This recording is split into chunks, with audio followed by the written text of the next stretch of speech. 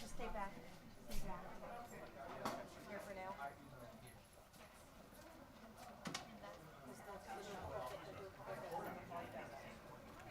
Stay back.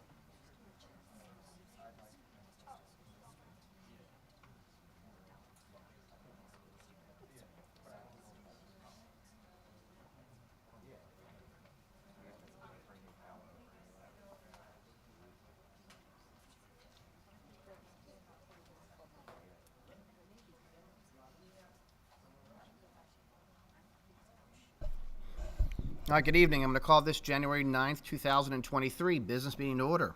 Roll call, please. Dr. Campley? Here. Mr. Dorr? Here. Mrs. Evans-Brockett? Here. Mr. Fountain? Here. Mr. Keenan? Here. Dr. Kohler? Mrs. Mares? Here. Mr. Saylor? Here. Ms. White? Here. Please join me in the recitement of the Pledge of Allegiance. I pledge allegiance to the flag Of the United States of America and to the republic for which it stands, one nation, under God, indivisible, with liberty and justice for all.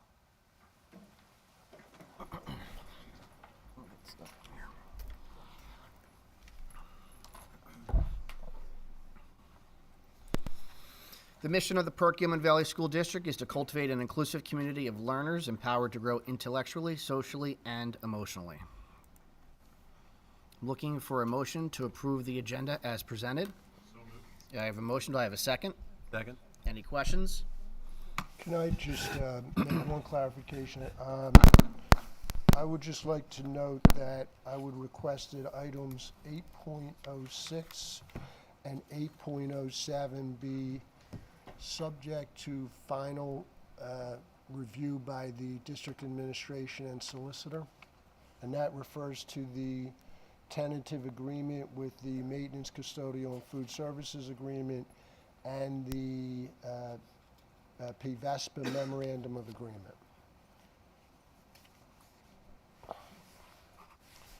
Anyone have any objections to that? Thank you. Okay, so motion to approve, looking for a motion to approve the amended agenda as presented. Second. Second. Questions? Seeing none, all in favor signify by saying aye. Aye. Opposed, nay. Okay, the ayes have it. The amended motion is approved.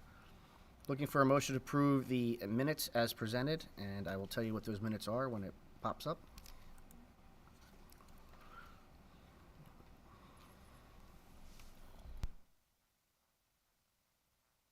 The December 12th, 2022 minutes. Do I have a motion? Is there a second? Second. Any questions? Seeing none, all in favor of approval of the motion to approve the minutes as presented, signify by saying aye. Aye. Nay. All opposed, nay.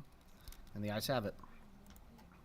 We're going to move on to section 1.07 of our agenda today, which is a special recognition. So Mrs. Mares, the Vice President of the School Board, along with Superintendent Dr. Barbara Russells, will be making a special presentation on behalf of the Board of Directors. Thank you, Mr. Saylor.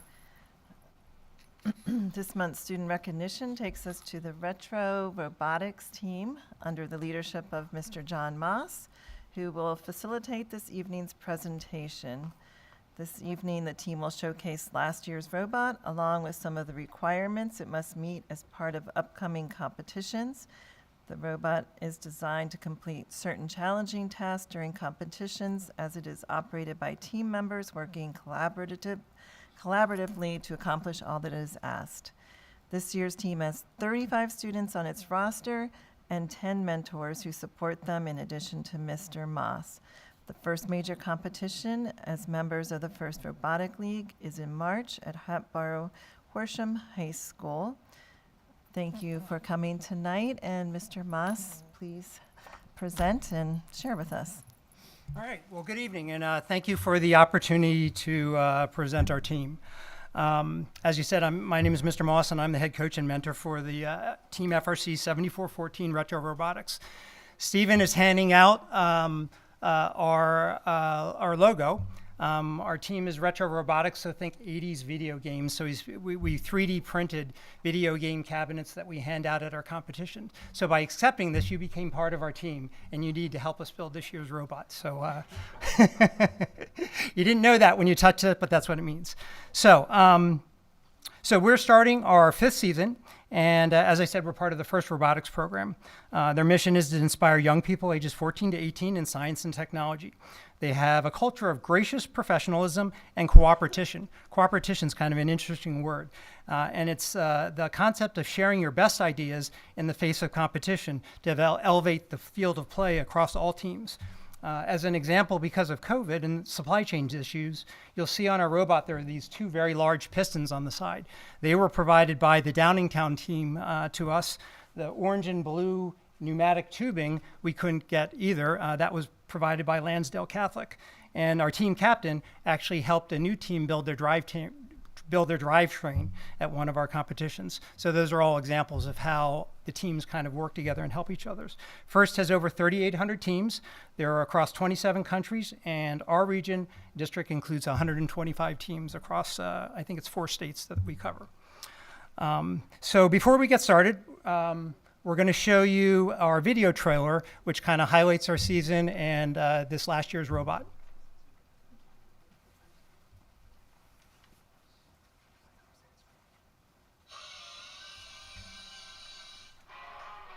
Every year in January, we get a new problem and have 8 weeks to design and build a new robot.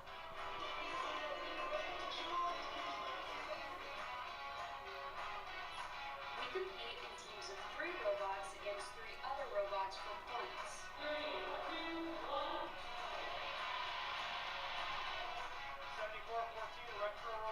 This year's robot had to intake tennis balls about the size of a basketball called cargo.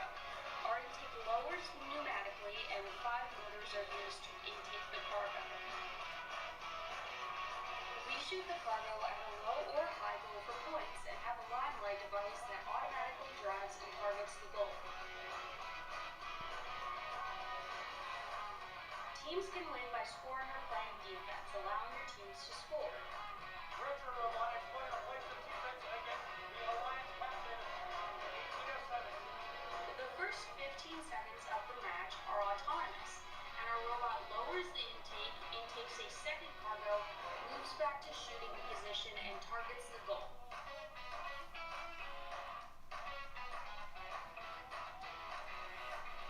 At the end of the match, robots move into the hangar and attempt to climb up a series of monkey bars. A robot can climb using pneumatic pistons. As we move into the end game, 2016, the Mighty Bucky Wrenches find themselves ascending to the high rung, and they make the transition to the traversal. But 316 looking to do a traversal climb as well. 74-14, Retro Robotics finds themselves on the mid rung as well. This year we had a lot of firsts, as the Alliance team captain, winning the Ben Salem District event, and progressing to the Mid-Atlantic Championships. Want to join our team? Attend practice or contact Jay Moss at PVSD.org. Okay, so as you can see, competitions are a little bit different than you might have expected for a bunch of engineering geeky folks, right? As the video showed, every year we get a new problem and have 8 weeks to build a robot with all new components. So the robot you're going to see tonight is last year's robot. The robot our problem was released on Saturday. The robot we're going to build this year will look nothing like this robot and have none of these same problems or components as part of it. Last year our team did quite well, which was a bit of a surprise coming out of COVID because we're a pretty new team. We were an Alliance team captain, which meant we scored well enough to pick our teammates. We won a judges award in our first competition. We won the overall Ben Salem district event and progressed to the Mid-Atlantic Championships. There are 125 teams in our region, and we were the youngest team to make it to the Mid-Atlantic Championships of our teams, and we finished 36, with the top 20 teams actually going to the world competition in Houston. So we did pretty well. So I hope to do as well this year, but we will see. Let's see. This year we have over 35 students, 10 adult mentors, and tonight as we present the robot, you're probably going to ask yourself, did the students really do this themselves? I know when I was first introduced to the program, that was my exact question. And I can tell you the answer is a resounding yes. Oftentimes the students are quite energetic, I guess that's the right term, about not wanting help. They truly do it themselves. And our jobs as mentors is to provide them a framework to design and build the robot and keep them safe. We cut a lot of aluminum and use a lot of power tools, so it can be a little bit dangerous. Although my background is in aerospace, I have 0 robot experience. All the robot experience I've gotten has been from the kids and through this program. So when you ask yourself, how did they figure that out? Well, that's the power of the FIRST program. And during my career, I've had many, many engineers whom I wished had the experience that these students will get every year in terms of looking at a requirement, actually having to build something that works. You know, there's kind of no second place if you're over 125 pounds, or robots have to weigh less than that. We just can't compete. So there's a lot of positives in the program. Now, the program depends on more than just engineering skills. And before our team captain introduces our robot, I'd like to introduce our business team co-lead. Now, we have sub-teams, and I'm proud of all of our sub-teams, but frankly, I think I'm the most proud of our business sub-team. And when you hear the description of what they do, you'll understand why.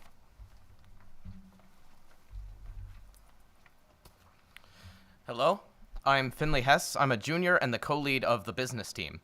The role of the business team is to manage the money, order parts, recruit members, schedule work, and help with things like the script we're using tonight. We primarily raise money via grant requests. FIRST helps identify STEM funding for which we can apply. Last year, we raised $31,150 in grant funding, which was important because last year it cost $23,000 to run the team. Competition registration alone totaled up to $10,250. We received 11 major grants or donations from companies like Lockheed Martin, 3M, Dow, BAE Systems, and we had a very generous $15,000 grant from Johnson & Johnson. We also received local donations from Globus Medical, the Collegeville Italian Bakery, and of course, the school district and PV Foundation. So far this year, we have raised $5,000. We use Slack to communicate amongst the team and social media to advertise our progress. Make sure you follow us on Facebook and Instagram. It probably doesn't sound as exciting as programming or building a robot, but there wouldn't be a team without the business team. Now I'd like to introduce our team captain.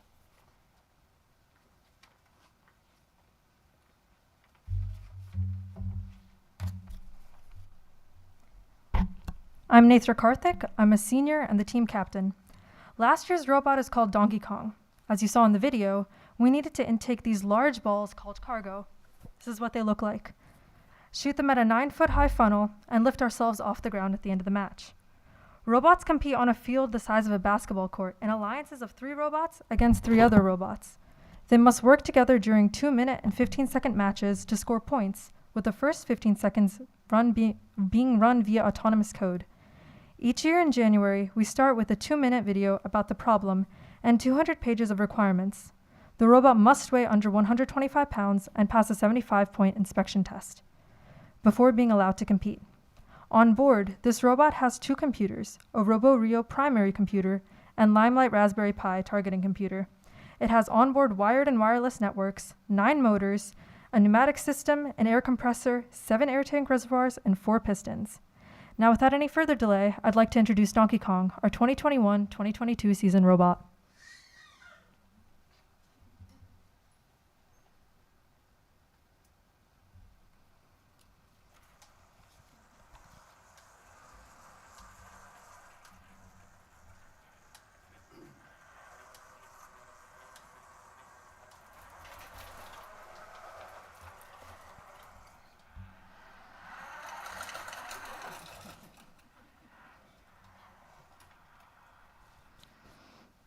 All right, on the screen we are projecting the drive station, which is what the drive team uses to control the robot.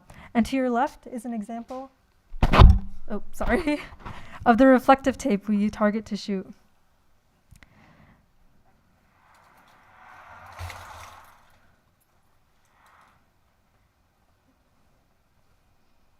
You all right? Yeah. That's okay. Keep going. Keep going. Okay. That's good.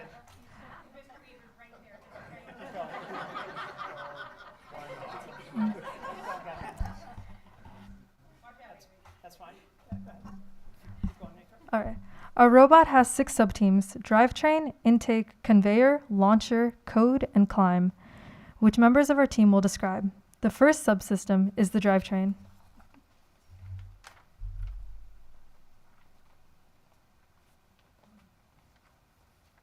Hello, I'm Samil Dasara.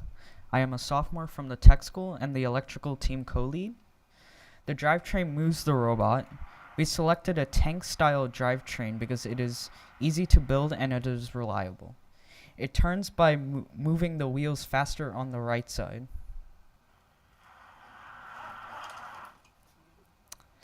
And it turns right by moving the wheels faster on the left side.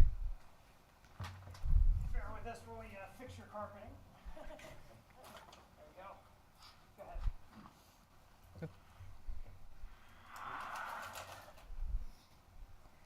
I don't want to pull all the cables out. All right. The drivetrain is powered by 4 motors and 4 motor controllers that have encoders that count the motor revolutions. The encoders help determine the robot position and speed. Next, we'll describe the intake.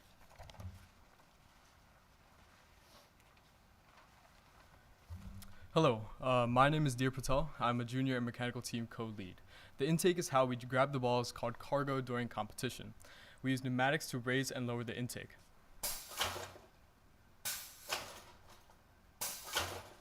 At the start of the match, all components must be inside the robot frame perimeter. We also retract the intake when playing defense. The intake uses 2 sets of wheels and axles connected to a motor via pulleys. The intake guides the ball into the conveyor. Our conveyor system uses wheels and an acrylic J-frame to store and carry the ball to the shooter. The robot itself is a tower to help fit 2 cargo.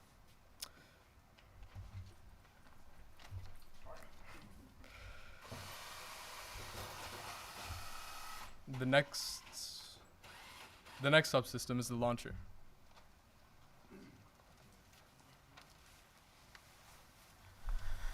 Hello, my name is Stephen Garcari. I'm a junior and the mechanical team co-lead. The launcher subsystem consists of the launcher and Limelight computer. This is the launcher, and the little thing here is the Limelight computer that made the green light. We determine the revolution speed needed to shoot at various distances. The computer and controllers dynamically change the wheel speed as friction and battery power change, ensuring a consistent shot. Because of the shape of the 9-foot-high funnel, the cargo must be shot with an arc or it will bounce out. The Limelight computer, graciously funded by the PV Foundation, is used to determine distance and autonomously aim the robot.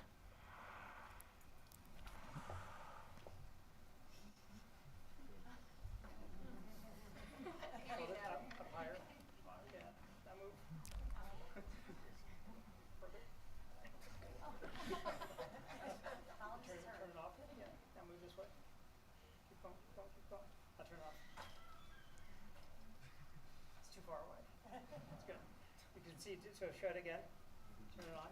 You can see it up on the monitor up there on the right-hand side, and it's targeting, but it's not the. It needs to be higher when it's that far away because the target was designed to be 9 feet tall. Right? Oh, that can match. Hold it up. Hold it up. There we go. And then now, if you move over to the other chair over there. Turn it off. Yeah, turn off the light, Kevin. Yeah. Over here.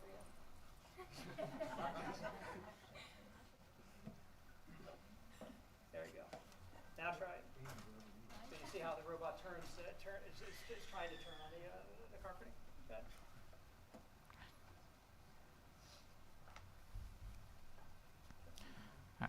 To shoot the cargo, we get the shooter wheel up to speed and move the cargo out of the conveyor into the shooter.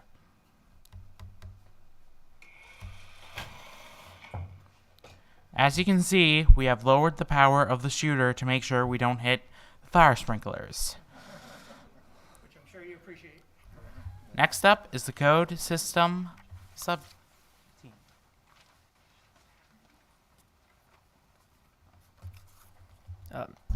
My name is Liam Bruin. I'm a sophomore and the code team co-lead.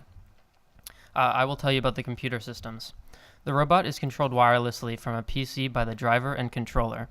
The smart drive station is projected on the screen. In the upper left, you can see the robot onboard camera. The upper right shows the Limelight vision tracking system. You can see the upper right of the drive station. The Limelight sees the reflective tape and aims the robot, calculating the position and distance.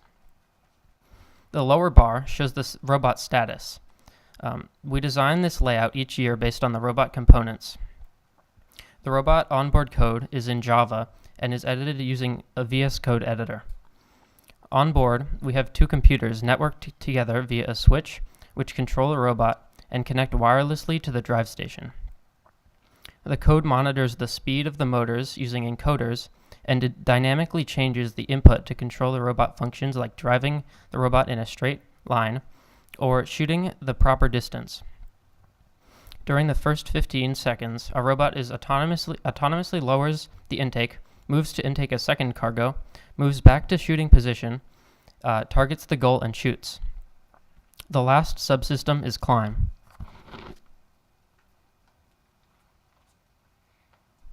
Hi, my name is Luita Dave. I'm a freshman, and I'm here to talk about the robot's climb.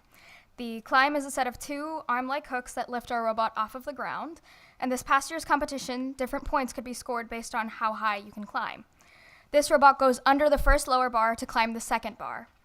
The climb uses pneumatics to raise and lower its arms. This system allows our robots to continue climbing after the power is cut as the pistons continue to actuate. This feature allowed us to win 2 matches last year.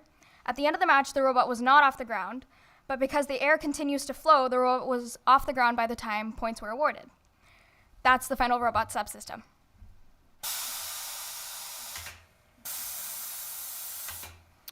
So you can see how the hooks go up and down. So that's our robot.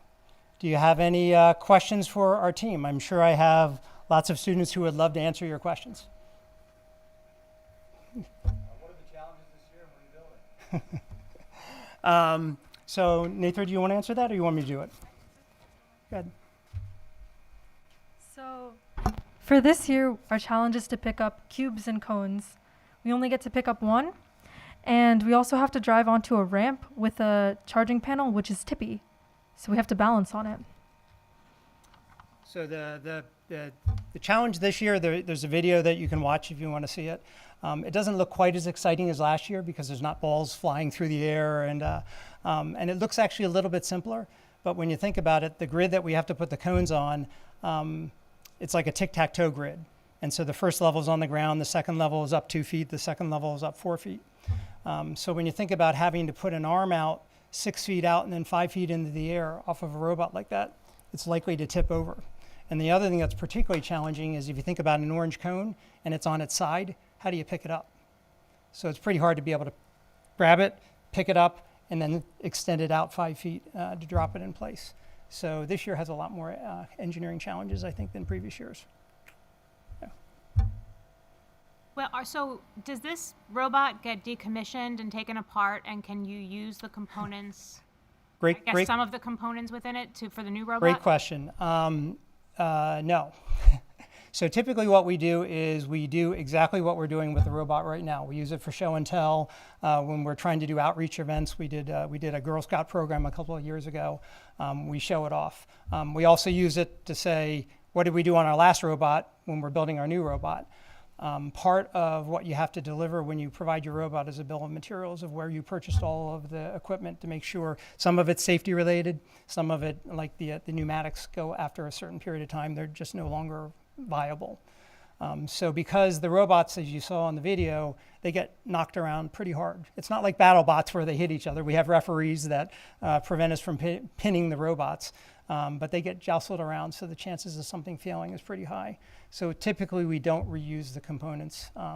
If we can find some of them, but typically we don't. So are there, because of the bill of materials that you have to provide, is there a budgetary requirement for the competition? Like you can't spend more than, you can spend whatever you want? And spend whatever you want, which is why, I'm particularly proud of our business team that removed that restriction on us. And there are some teams that have, pretty sophisticated capabilities. One of the things that actually we're pretty proud of is because of the Johnson & Johnson funding grant that we received, we bought a CNC router. So hopefully we'll be able to make some of the aluminum parts that we, instead of paying, the brackets on here are probably about $7 a piece, and there's, maybe 50 of them on that robot. We'll be able to make them ourselves. So as we continue to get money, we continue to buy, new tools that we can use. Other questions? Is there a cost to the students in participating? Or There is not. There's just the student activity fee, assuming the board waived the activity fee again this year. That's all they pay. Now, obviously, they have to help with doing the purchasing and the funding and fundraising and that kind of thing. But there's no direct cost to the students for the program. All right. Well, thank you very much. We appreciate the time. Mr. Moss, thank you. And to those of you on the team representing the Retro Robotics team, thank you for coming out tonight and showcasing your talent. This is like rocket science. It's very impressive. And best of luck as you approach the season. Thank you. Challenging year. All right. Everyone try it out. Oh, hold on.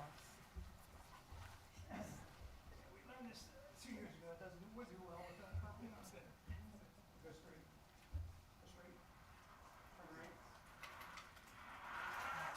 Get the intake up.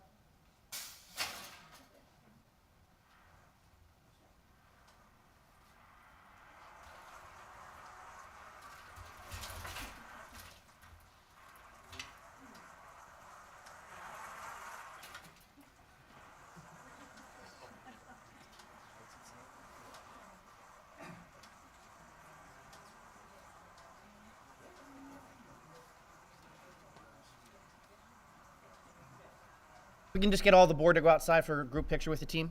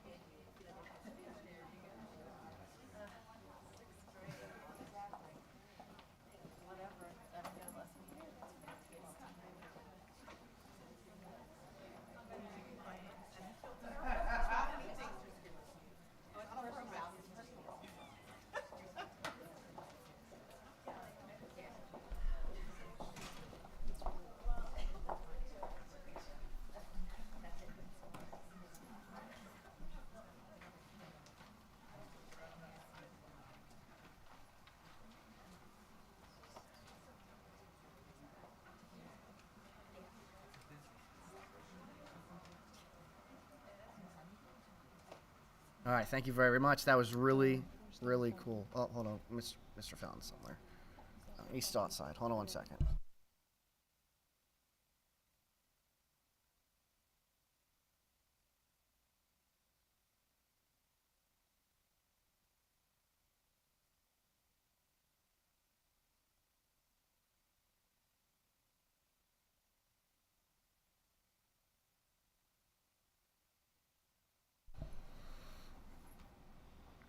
All right, we're going to move on to 1.08, comments on any topic, and open up the grid.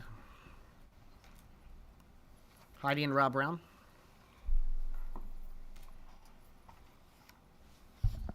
Hi, I'm Heidi Brown from Lower Frederick. I want to talk about the vulgar books that are finding their way into our libraries. I feel things should align, and I'm not sure how these texts expand the learning for our students in an appropriate manner. It's perplexing to me because we wouldn't tolerate students speaking this way, yet we're showcasing these books in our libraries and sponsoring them. Think about that. Let me make it clear, it's not about book banning, book censoring. Those terms are not accurate. It's common sense. They don't belong in our school. We need a level of acceptable use, a rating system possibly. M for mature, R 18 and over. Right now we have a book that shows two young adults completely nude performing a sexual act on each other. Did everybody hear that? That's in our libraries right now. We have to use common sense here. This is crazy. It blows my mind that we're here talking about it, that these books are in our library. Something needs to be done. We need to get back to basics, okay? We need to be teaching healthy, appropriate core curriculum to our children, period. Okay. Thank you for listening. There's a bunch of people that put not sure, so I'm just going to open up the floor. Anyone else for public comment before we move on? Seeing none. Student liaison report. Good evening. Arshia couldn't be here. She's sick tonight, but we have a couple slides here, not a whole lot, but I want to start with, off the script, but I did go to a robotics competition earlier this year at Wissahickon High School, and it's a very humbling experience because if you ever think that you're smart, if you go to a robotics competition, you feel like the dumbest person in the room. But it was a really cool opportunity. Mr. Moss brought us into the pit with the robot. We brought the student section, and he brought us into the pit. We got to look at what goes on, so that's really cool. So seeing that up close and personal is a really cool thing. So getting into the report here, we have this Monday off, and if you're not doing anything this Monday, Perkiomen Valley is holding an MLK Day of Service. A lot of our clubs at the school, Key Club, NHS, are sending volunteers to this, but there are still spots available, so that is this upcoming Monday, so that's a week from today. On to the next slide, our Take Action Club is sponsoring a pet food drive until the end of February, so February 28th. Bring in new canned or bagged pet food. That's Take Action. They work with the environment, so it's a really cool thing that our school is doing, and our students came up with that all by themselves. I don't need visuals on this last slide. It's just an update on athletics, swim, basketball, wrestling, unified bocce, cheerleading, bowling, and winter track are all about midway through their season.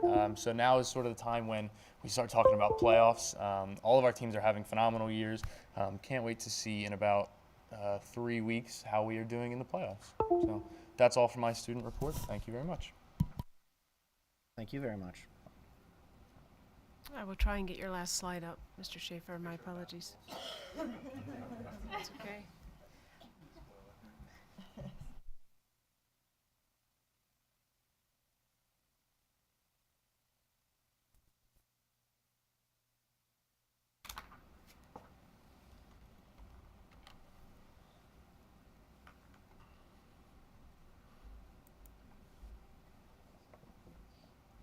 There it is.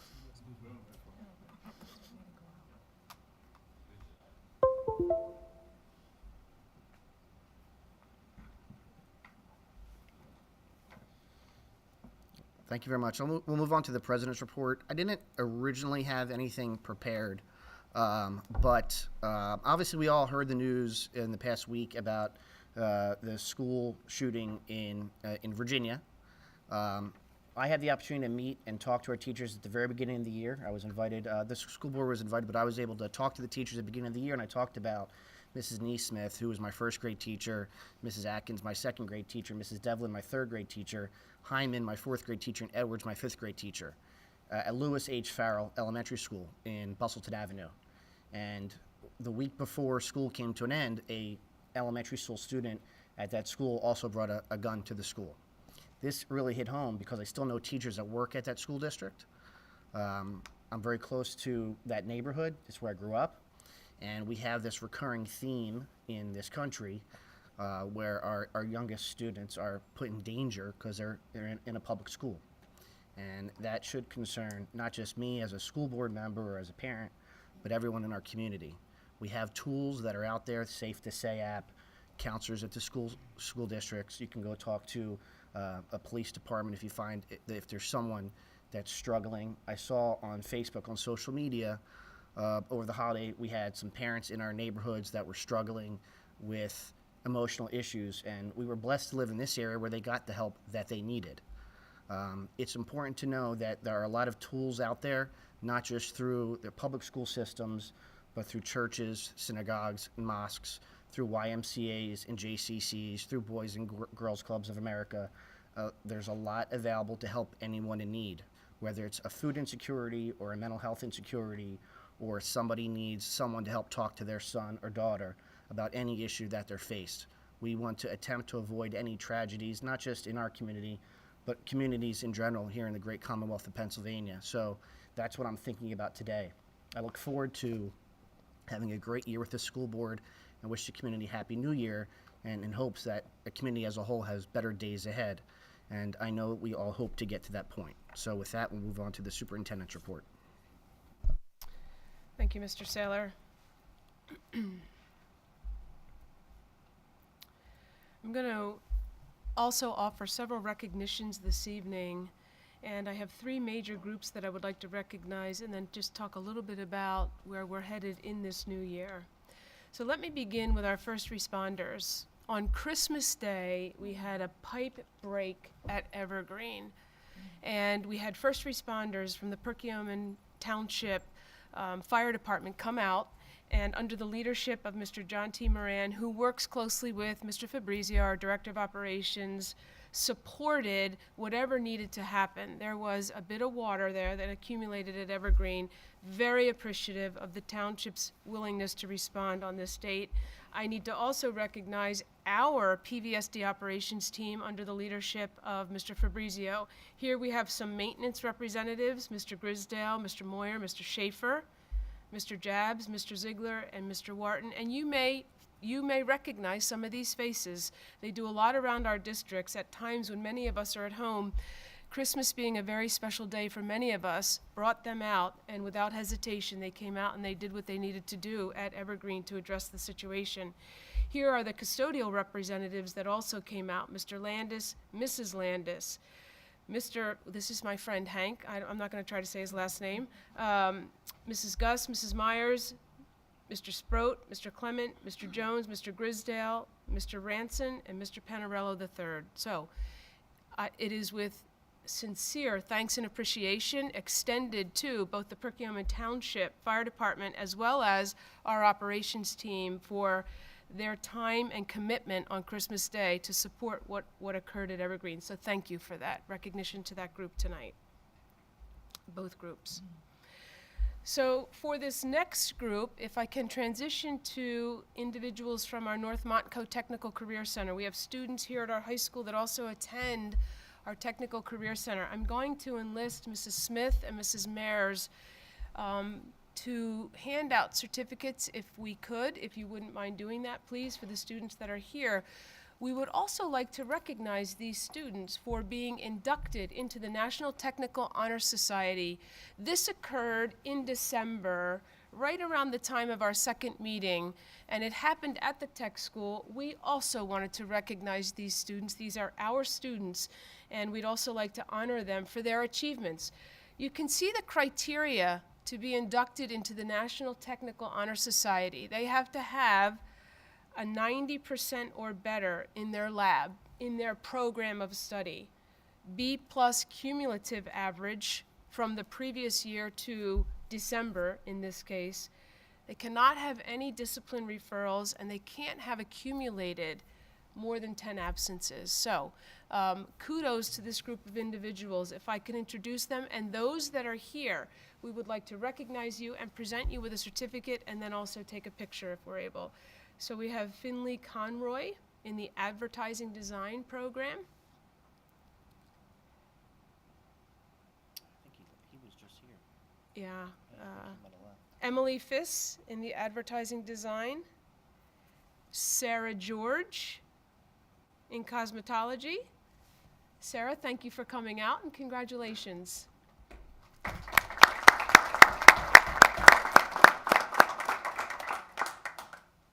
We have Dakota Grierson in Electrical Trades, Daniel Hong in Recreational Power Equipment, Pearson Hurrell in Culinary Arts. Pearson, thank you for coming out. Congratulations.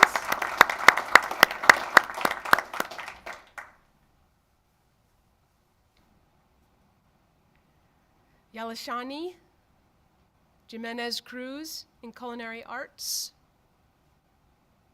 Jolene Roddy, Cosmetology, and Alaya Urlich in Cosmetology. We will make sure that Dr. Moss gets copies of these certificates. We do appreciate those of you that come out. We're going to grab a quick picture if we can of the two of you. We'll publicize that on social media if you're okay with that, and really want to congratulate you for the accomplishments, and you make PV proud. Thank you.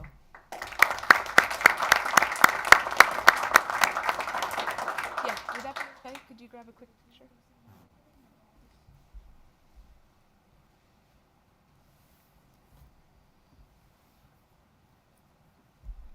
Thank you.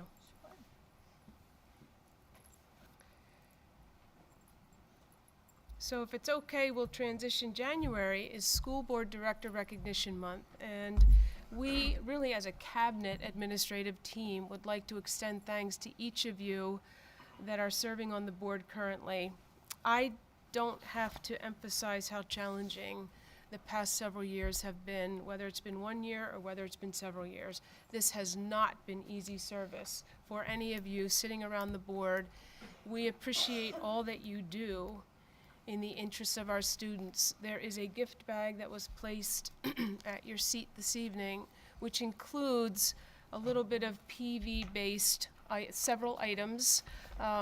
The ice scraper was recommended by someone else on our team in the hopes that we won't have any snow days. So that was, something they thought was sort of cute and funny. But there's a couple of PV items in there, and really it's a small token of our appreciation for what you're doing and how you're serving our students, our staff, and our community. There's also a card that expresses just some of the thoughts that we have. As a volunteer, it takes generosity and a willingness to give your time to others, understanding, because their lives, the lives that you represent, might be very different from your own. Empathy, an ability to put yourself in someone else's shoes and feel what they must feel. That happens a lot. Compassion, to truly care about making someone else's life better. Patience, because the process doesn't always go as smoothly as it might. Dedication, to stick with the project and see it through. And honestly, to continue with this work based on all that has been happening. You've shown these qualities and so much more. So thank you for all that you do. And we very much appreciate your service to the school district. Sincere thanks. So a round of applause for the board.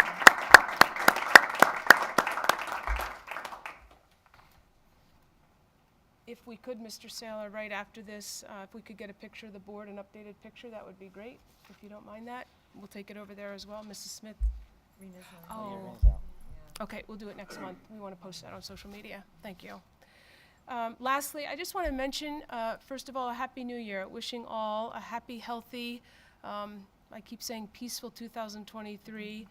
And looking forward to some of the initiatives and some of the steps that we're taking as a school district. I will take us back to our shared values, where we look at how we're preparing our students for the future, how we're supporting and helping them to feel safe in our schools, and the partnerships we continue to build with those in our community.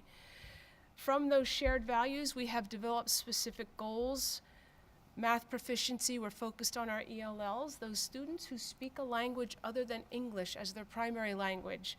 We're focused on supporting achievement and learning on the part of our special education students, as well as student wellness, those mental health and wellness needs that we recognize among our students and staff. So these are some of the things as we keep students at the center and students as our focus, and we think about those shared values and those goals that are part of our comprehensive plan. These are some of the initiatives that are underway, either having been started at the beginning of the year or picked up as the year progressed and will continue through the second half of the year.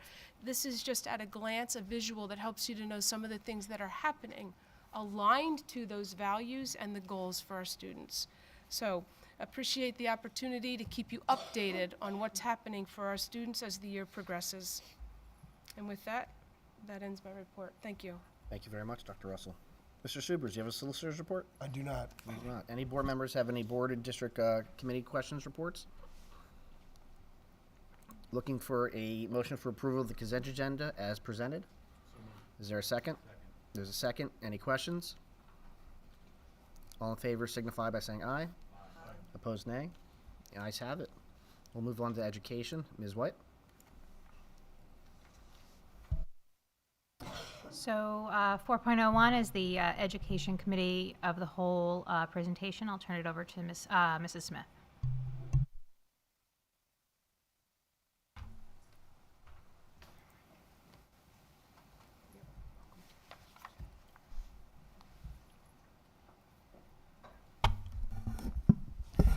Good evening, everyone, and Happy New Year. We just have 3 items this evening, and Dr. Boyd will help me present at a couple points.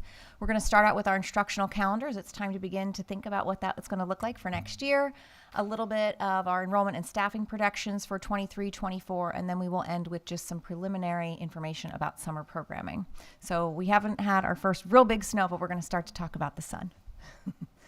So let's start with the instructional calendar. It's the time of year, typically around February, we will bring you a calendar for approval. So tonight we're really hoping to share some information with you and really to foster a conversation that might help us to develop what a draft schedule could look like or calendar.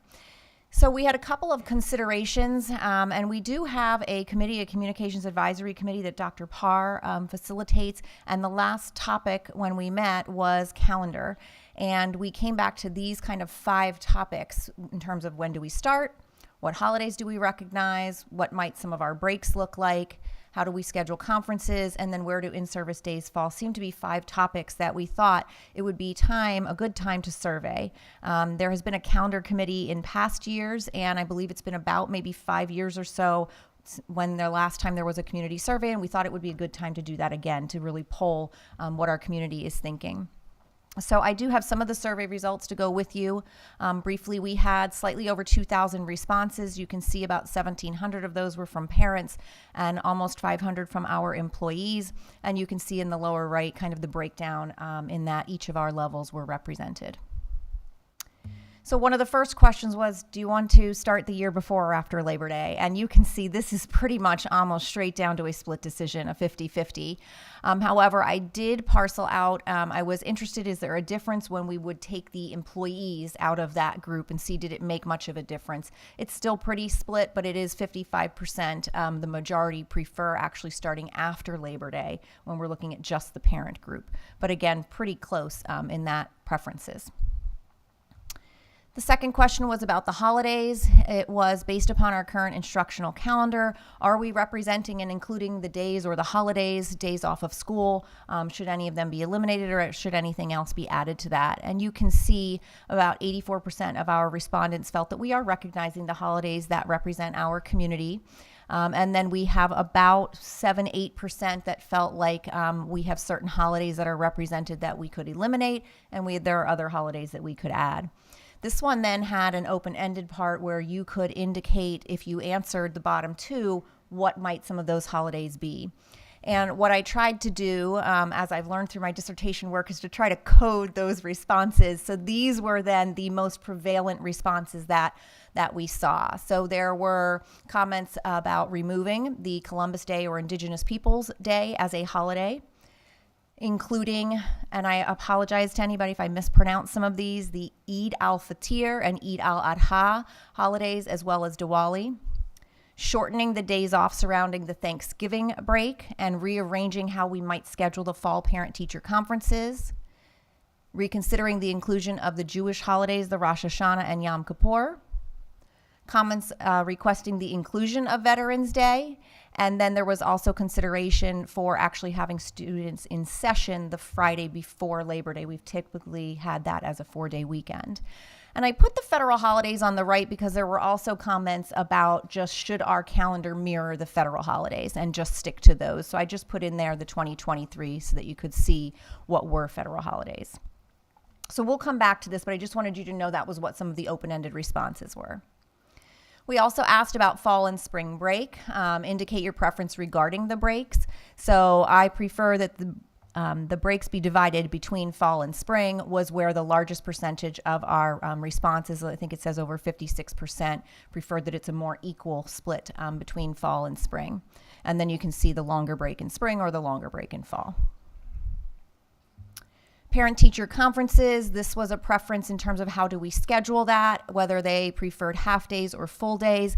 And again, you can see here that the majority is preferring using some half days. The advantage to using half days is they count as a student day, but you can get conference time in on the other half of that day.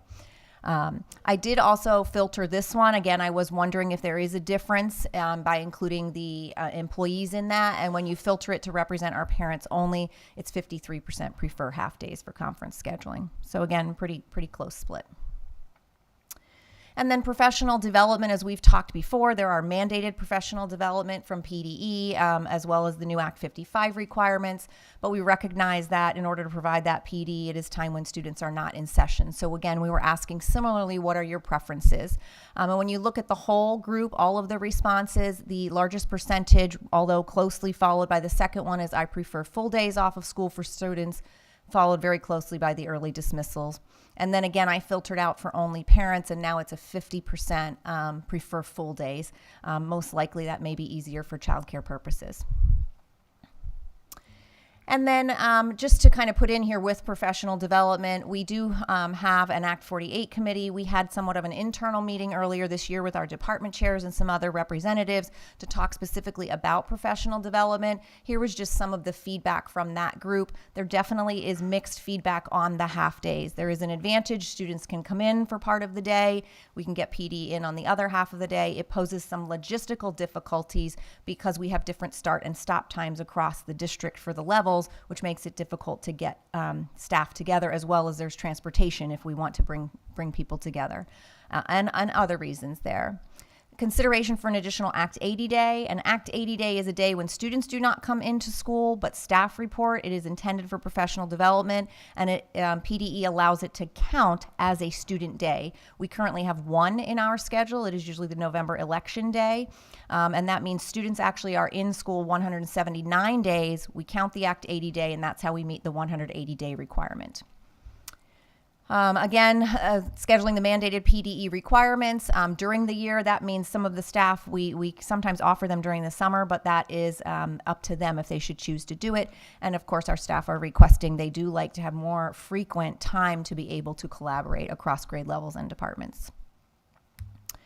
This, I know, I apologize if it's small to read, but Ms. Widener helped me to try to collect from across the county what do their calendars look like. Specifically, we're at this point focusing on that professional development and how are they scheduling that.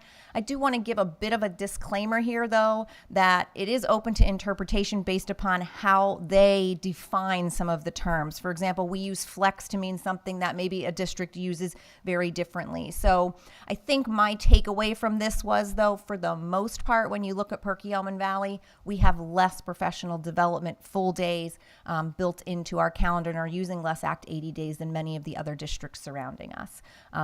Certainly there's outliers there, but that was a theme that I saw. I also thought it might be helpful for you to see, since there was comments about the holidays and what we are or not including, we thought it might be helpful to pull those districts that physically are adjoined to Perkiomen Valley. And so you could see how are they scheduling any of these holidays. Not that they're exactly representative of us, but it gives you an example of what other school districts are doing. So Rosh Hashanah, you can see the majority of school districts are having that as a holiday, meaning students are not in session. The X means that school is in session. There's no recognition on their instructional calendar of these particular dates, so staff and students are in. Yom Kippur, all but 2. Columbus Day, you can see here all of the schools either are holding an in-service or students are in session on that day. Diwali is, you can see 2 districts have an in-service, the others have students in session. And then the Eid al-Fitr, the date was a Saturday this coming April, but 2 of the districts do have a holiday scheduled on the Friday before that, and the other students are in session. And then the Eid al-Adha is in the end of June, so really is not applicable to the students' instructional calendar. So again, just for comparison's sake, wanted you to see what may be going on around us. Yes. We're not on there, so it's my understanding we observe and recognize the first 3, but not the last 3, correct? That is correct, and thank you for pointing that out. I put this together this afternoon, and I should have had a Perkiomen Valley. Just as a comparison, that's yes, what we're looking at. We do have holidays for Rosh Hashanah and Yom Kippur. Columbus Day, right now, students are not in session. It is a flex day for staff, meaning that there is professional development offered that they may or may not partake in. That's their choice. And then the 3 on the right, we currently do not have in our calendar. And just to follow up to that, is there data that you can provide that would indicate what percentages actually observe these holidays? That's a good question that we thought of and we talked about. We do not have data, nor have we asked our families, what is your religion? That's not a question that we poll our families on, or what's your ethnicity? What holidays do you celebrate? So I don't have that specifically. What I can tell you is on that survey question, it was 7.5% to 8% of folks said that the 3 on the right are holidays that we should include. And I would tell you that was behind Columbus Day. Those were the 3 holidays that were the most represented when I coded those open-ended responses out of that 7% of that 2,000 that answered that question. It's really the only data that I would have to indicate that. Okay. So some current thoughts, things that we are thinking about this. We typically have included Rosh Hashanah and Yom Kippur. This is an interesting year in that when you look at the calendar, Rosh Hashanah actually falls on a Friday evening through Sunday. So there's no impact to the instructional calendar because we typically do have school in session the day that Rosh Hashanah starts, but we don't hold activities that evening. So if we follow our traditional way of scheduling the instructional calendar, that would not fall on a day that would require a holiday as it has in the past. You can see I have the dates then there for you for Yom Kippur. Diwali is on November 12th, which is also, I believe, a Saturday, so again, would not have an impact to the calendar. Veterans Day is on a Saturday, the 11th, but the federal holiday is observed on November 10th, so there is a thought to consider that, adding that as a holiday. The Eid al-Fitr is April 10th, so consideration could be given to adding that as a holiday or an in-service day, as you saw some of the other districts did. The Eid al-Adha is June 16th, and when I show you the calendar recommendations, that would be after we anticipate school being let out, unless, of course, we have quite a few inclement weather days. We are recommending to continue to start the school year before Labor Day. While we notice that is a split in our community, starting after Labor Day would postpone the calendar an additional 4 days, most likely into June, unless we can find places elsewhere to add them. And we have, for the past year or two, been getting out a little bit later than maybe some of our neighboring districts, and have heard that. So we would recommend to continue to start before Labor Day. See if we can increase the number of Act 80 or professional development days, and then investigate some options for scheduling of fall conferences. So what I will hand out. I'm a visual person, so we thought today it might be helpful. I'm going to talk through this, but then maybe you would want to have a copy in front of you. I have screenshots on the screen.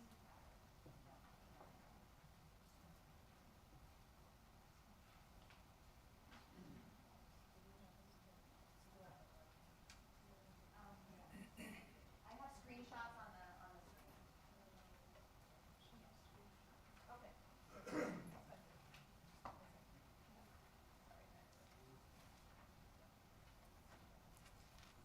So what I have is I've tried to chunk it for the public into kind of what each month looks like, and I put screenshots or pictures of the months that have the most significant changes that we may be recommending. And again, this is all open for conversation. We're giving you some different ideas of how we could do that and looking for some of your feedback. So just kind of going through and pointing out where some of the highlights are. August, I already mentioned, starting before Labor Day on that Monday is August 28th. September, having school closed the 1st to the 4th. That's the Friday and the Monday of Labor Day. And September 25th is Yom Kippur. October, we would be recommending to change the Columbus Day or Indigenous Peoples Day actually to an Act 80 day. That adds an additional Act 80. It brings staff in on that day, not our students though. And then we typically have had 4 half days for professional development purposes. We are recommending to maintain those 4, one of them being in October on the 25th. And then November is where it does get a little bit different, and that's why I put for you the pictures on the screen here. We would be, Veterans Day is a federal holiday, so consideration to add that and have schools closed on November 10th. So on the left picture, you see what our current November of 2022's calendar looked like, and on the right, you see what could be a proposed November. So you'll see that blue on the 10th there. The 7th is the Act 80 day that currently already has been a practice on Election Day, so that's why that is orange. And then we have a suggestion for rescheduling or looking at how our conferences might be a little bit different, shortening that break that usually occurs around Thanksgiving. Right now you can see our students have that whole week off.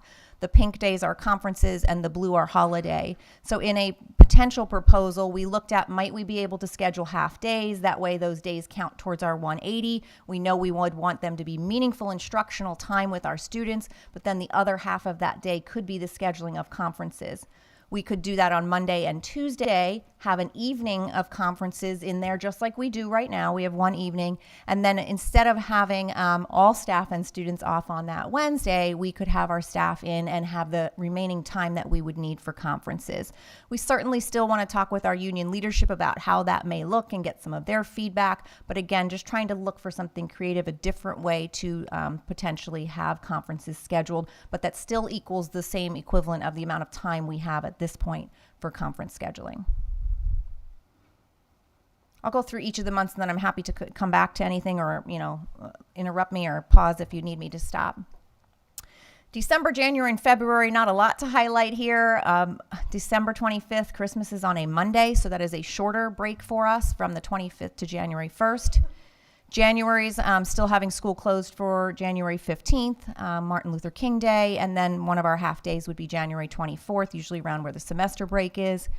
February, we normally in the past couple years have had a half day in there. What we're proposing is that we continue to have schools closed on the 19th, which is President's Day, but then have what is a flex day, that professional development kind of optional day for teachers on February 16th, which therefore provides a 4-day weekend for our families because students would not be in session. And we bumped that half day then into March. So March and April get a little bit tricky here, as one of the thoughts was to adjust the spring break, or how can we balance the spring and the fall break out. And the other difference is that this coming year, the Easter holiday actually falls in the end of March instead of in April like it did this year. So you can see they look a little bit different. We would be recommending to continue to have the Thursday, the Friday, and the Monday around the Easter break as holidays. The Wednesday, which would be March 27th, would continue to be a professional development day as it is now, but taking that half day that would have been in February and putting that in March right along with that holiday, again, gives a bit of an extended break to our families, but allows us to have that professional development. April then, you can see I have the 1st, that's the Monday after Easter. The 10th is I believe the Eid al-Fitr, which is April 10th. So right now that is on the calendar as it could be a holiday. We wanted to see where that would put our end of year. That's certainly up for conversation, whether the board would support something like that or not. And then, interestingly, because it is an election year, the primary election date typically is in May. It is on April 23rd, which is the last, second to last Tuesday. So that's why you see the pink there.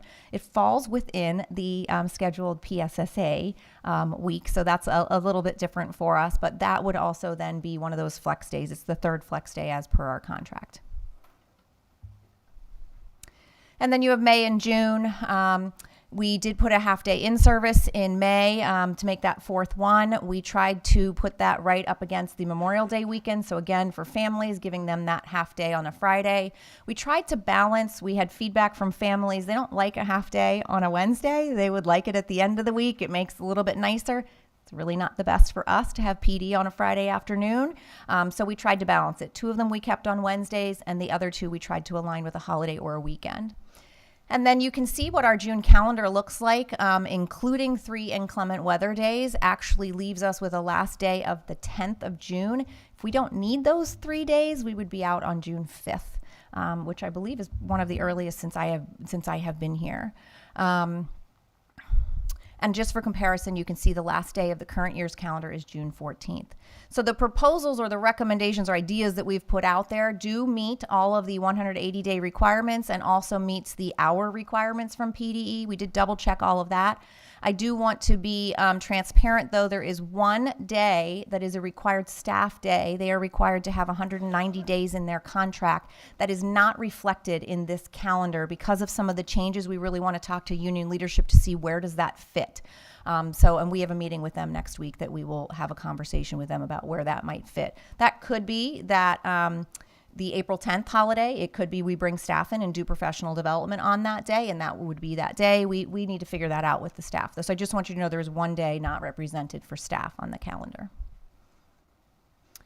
So at this time, I would love to hear some conversation and thoughts to help guide us. Our goal would be to bring a draft to the board for the 1st meeting in February, for you to take action on the 2nd meeting in February, should you feel comfortable to do so. So I will open up to board comment and then public comment. Okay.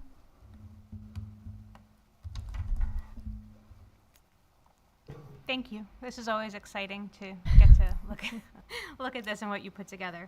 I guess, off the top, my comment about the end of the school year and then looking at November, it just seems to me that that's a very valuable week to have off. That week of Thanksgiving, I think a lot of folks try to get away that time of year. So I'm wondering what everybody's thoughts are about maybe extending or finishing up the year on the 7th of June, just finishing the week, and then giving that time back to November.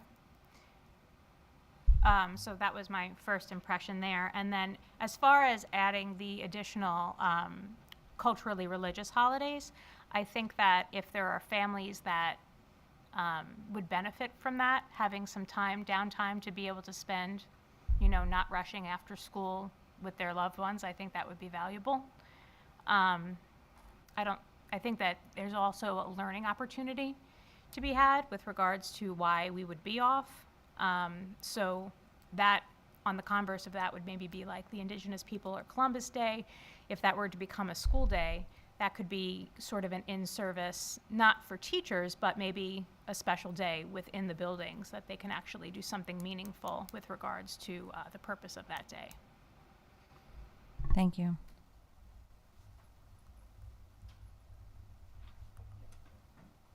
I actually really like the proposed half days around Thanksgiving. I think it more accurately reflects what the respondents said in terms of preferring the breaks to be equally divided between fall and spring. I think 2 half days it can be pretty flexible for kids missing that time if need be. I also, as a parent who's going to have a child starting college, this more accurately reflects what those breaks look like. So I think for those of us at the upper end, having kids home at the same time and earlier in the summer is a nice thing too.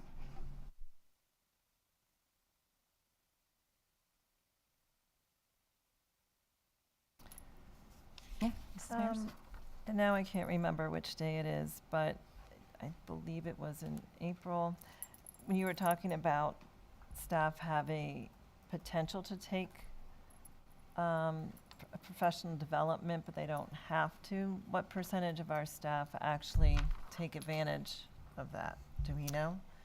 Typically. I don't have a number for you, but I can generalize for you. So the staff are required to do 18 hours of professional development, which is 3 6-hour days. They are in the calendar. They are days that they can certainly come in and partake in workshops we offer, or take maybe virtual webinars or things that we have offered, or they can flex them and they do them in the summer. I would say to you 80 to 85% of our staff, maybe even more, complete those 18 hours in the summer. And then the first day in the current schedule, it's the Columbus Day, is the October day. The second day is, the first day is before school starts, the August day. Then you have a Columbus Day, and then you have the May day. Till we hit May, we are down to 20 or so teachers that most likely need something on that May day. So we have less offerings available, but there's still certainly things that they can do.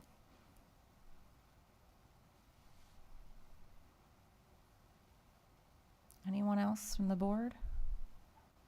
So am I reading that to mean, I heard a couple of comments, but that you're liking some of the changes that you're seeing, or you'll let us know?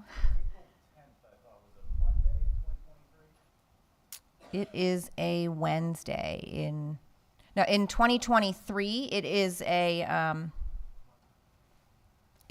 Monday in 2023, but it is a Wednesday in 2024, next year's instructional calendar.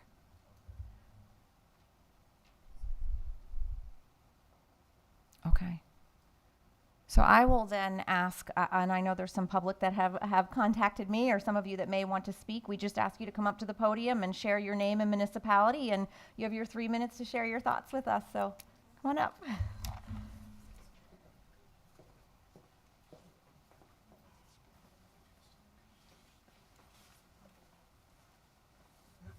Hello, everybody. So I'm Faraz Haider. I'm a graduate from Perkins Valley High School, class of 2019, actually. And I'm from the Skippack municipality. So I'm here to advocate for the addition of Eid al-Adha and Eid al-Fitr to the educational calendar. So throughout my 12 years of Perkins Valley High School, I have almost no complaints. I loved all 12 of my years. I learned so much, and it gave me such a great opportunity. Now I'm at Penn State University, trying to go to dental school. And I think Perkins Valley prepared me very well for that journey. The one critique I would say is to include any cultural or religious holidays. So for me, I celebrate Eid al-Adha and Eid al-Fitr, and these days are very special to me. So during these days, we have a prayer in the morning. So consider this maybe like a service at your church for Christmas. And with school being in session during these times, like I know a few times I had to skip the prayer, which is very important to me, to go to school for a test or a big assignment or something like that.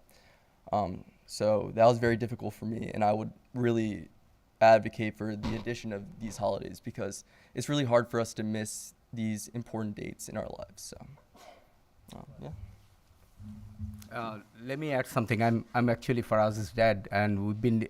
He's my second child. So I had another child who went through PV, and my daughter is going through. She's in SCIPAC. I remember one specific day that usually we pull the child out for the holiday, but we pledge you to consider that and put that as a holiday, as a religious holiday for Eid al-Fitr and Eid al-Adha. One of the day that we could not pull him out because I think he had an AP test or something. He probably doesn't remember, but I do, that he had to go to school and miss the whole day because he had this AP test. So considering that, it's like kind of like if you compare it, it's like Christmas. So you are taking tests at Christmas. So we would like the board to consider that and make it as a holiday going forward. Thank you very much. Very well said.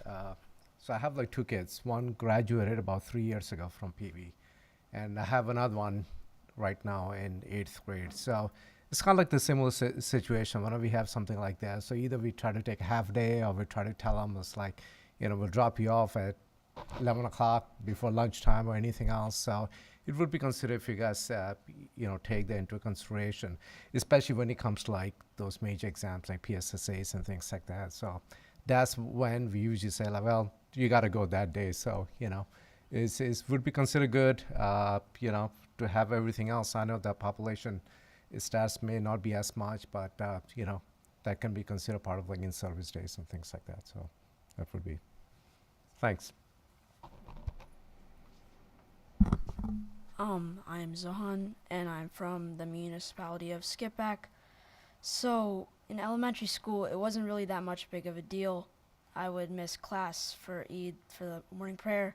But now that I'm in middle school in 6th grade, now classes actually mean more, and they actually are worth the grade. So if I miss a prayer and there's like a test on that day, then I'm going to get like a C, and my parents are going to yell at me. So then that's kind of bad for my reputation. And in most of my friends' districts, they all have off, and I kind of feel jealous that they get off and I don't, and I have to sit doing a stupid test. So I would like to have a day off.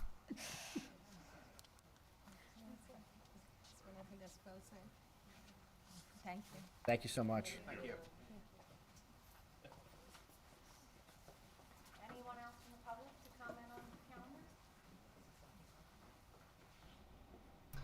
Lori, one more thing, and we have Mr. Felty here. Are these considerations being taken into account with scheduling of athletic events too, and making sure like that on our Jewish holidays and other religious holidays that we aren't scheduling athletic events and practices?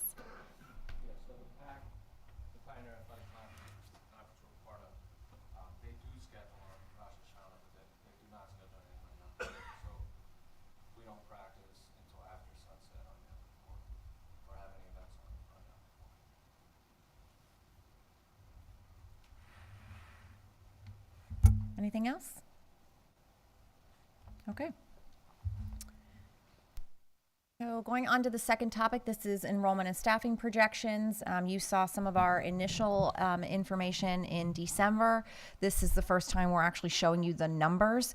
And I know that's small, I apologize. What we do each year is take the current classes, we promote them to the next grade. We account for what we normally get as additional enrollments from kindergarten to first grade. We on average see an 11% increase based upon families who maybe put their child in a full day K program or something elsewhere.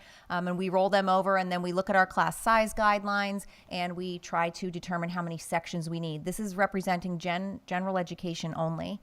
So you can see each of the grade levels. The top bar is the current year, 22-23, based upon it should match our enrollment report that is in the agenda this month. And then the bottom section is basically repeating all of those, but then rolling those students into the next grade level. So you can see here at the elementary, right now, in looking across all of our sections and keeping within our class size guidelines, you can see that the point in which we would be looking to have an adjustment is really only that area at this point that I have circled in blue.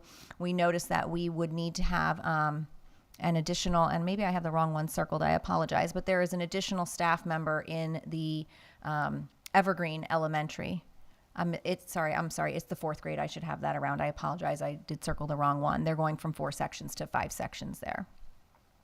All of the other buildings at this point in time are within class size guidelines. Of course, this is really early, so we will continue to keep doing this. You'll see these. You'll get tired of seeing them because I'll show them to you every month. So this is a +1 then in how we look at our staffing projections and then work with the business office in terms of how that correlates to the budget at the elementary level. The middle level is really a different story. We've seen declining enrollment for the past several years, and it has hit the middle school, and we're seeing the largest impact in staffing at the middle school this coming year. So if you look across what the top, 6th, 7th, and 8th grade, you can see that we are able to decrease the number of general education sections at East by 2 staff members, and similarly at West by 2 staff members, and still have, when you look at those class sizes, those are probably some of the best that we've had in many years. So you'll see changes at East in all 3 of the grade levels. They still have 10 sections in 8th grade though, but you can see that there's a trend that they're trending downward as well. And then at West, it would be the first time. West has pretty much stayed very consistent, 8 sections in each grade level. It would be the first time that we are recommending 7 sections in 6th grade, which will be new for them and working with them through that. You may also be wondering, well, that 172, you have an 8th grade of 163. We have looked at this for the last 2 years as the classes have come through and for various reasons have kept those sections at 8. We are still investigating 7th and 8th grade. I just want to point out there is a lot more difficulty in creating teams that can work together at the middle school once you hit 7th grade or higher, and that is because of teacher certification. So if I'm in 6th grade and I'm elementary certified, I'm certified to teach multiple subjects, any of the 4 core. So you can work together as a 3-person team or divvy those 7 sections up and assign us different sections. When you hit 7th and 8th grade, you do need to have a subject-specific certification. So we need to have staff that have multiple certs. So it's something we're investigating. If there's a possibility to do that in those sections, we would certainly bring that back and let you know more about that. But we're in the initial phases of looking at that in 7th and 8th at West. But you'll notice here that that's a decrease of 4 positions then out of the middle level program. And then our high school projections, this is just different. I can't do an easy projection like we normally do. You can just simply see that we're relatively stable in terms of the size or the enrollment within the high school and within the grade levels. This comes down to course requests. And at this time, we are not recommending any additional staff in terms of the teaching subjects. So if you recall from last month's conversation, we did talk about what some of those initial recommendations might be, as well as some positions that were approved after last year's budget was approved that will need to be assumed into the 23-24 budget. So we did have a high school counselor position that we funded for the last 2 years out of ESSER funds, that the intention was in 23-24 for that position to be built into the budget. We also had an additional 6th grade teacher last year, bless you, that was needed after we had approved the budget, but we saw our enrollments going up, so that would need to be built into 23-24. It's kind of a wash with one of those 4 that would be declining. And then we have the job coach position that you approved this past November. That is not a PVEA position, so you won't see it in my chart, but it is something that we need to make sure is built into the budget. And we are still at this point, again, still preliminary, but recommending the transition coordinator and an inclusion facilitator as new positions to our staff. So Dr. Boyd's going to talk a little bit more about those 2 positions, and then we'll come back to what do these positions that we're, reducing positions and those that we're asking, what does it wash out to be?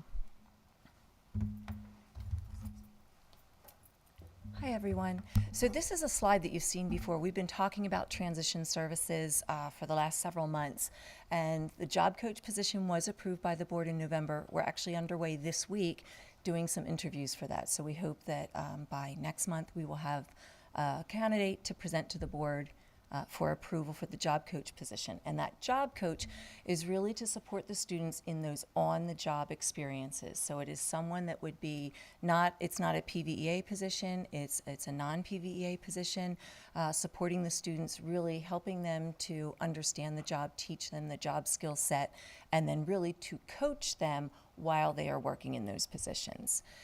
Again, and the other piece here is really to show you that those other districts that we started the comparison with last spring, you see that they also have a transition coordinator. And last month I brought some of that to you in terms of what that would look like. And what I'm sharing here this evening is just to clarify the difference between what a job coach is versus a transition coordinator. That transition coordinator would be a PVEA position, so it would be on the teacher contract.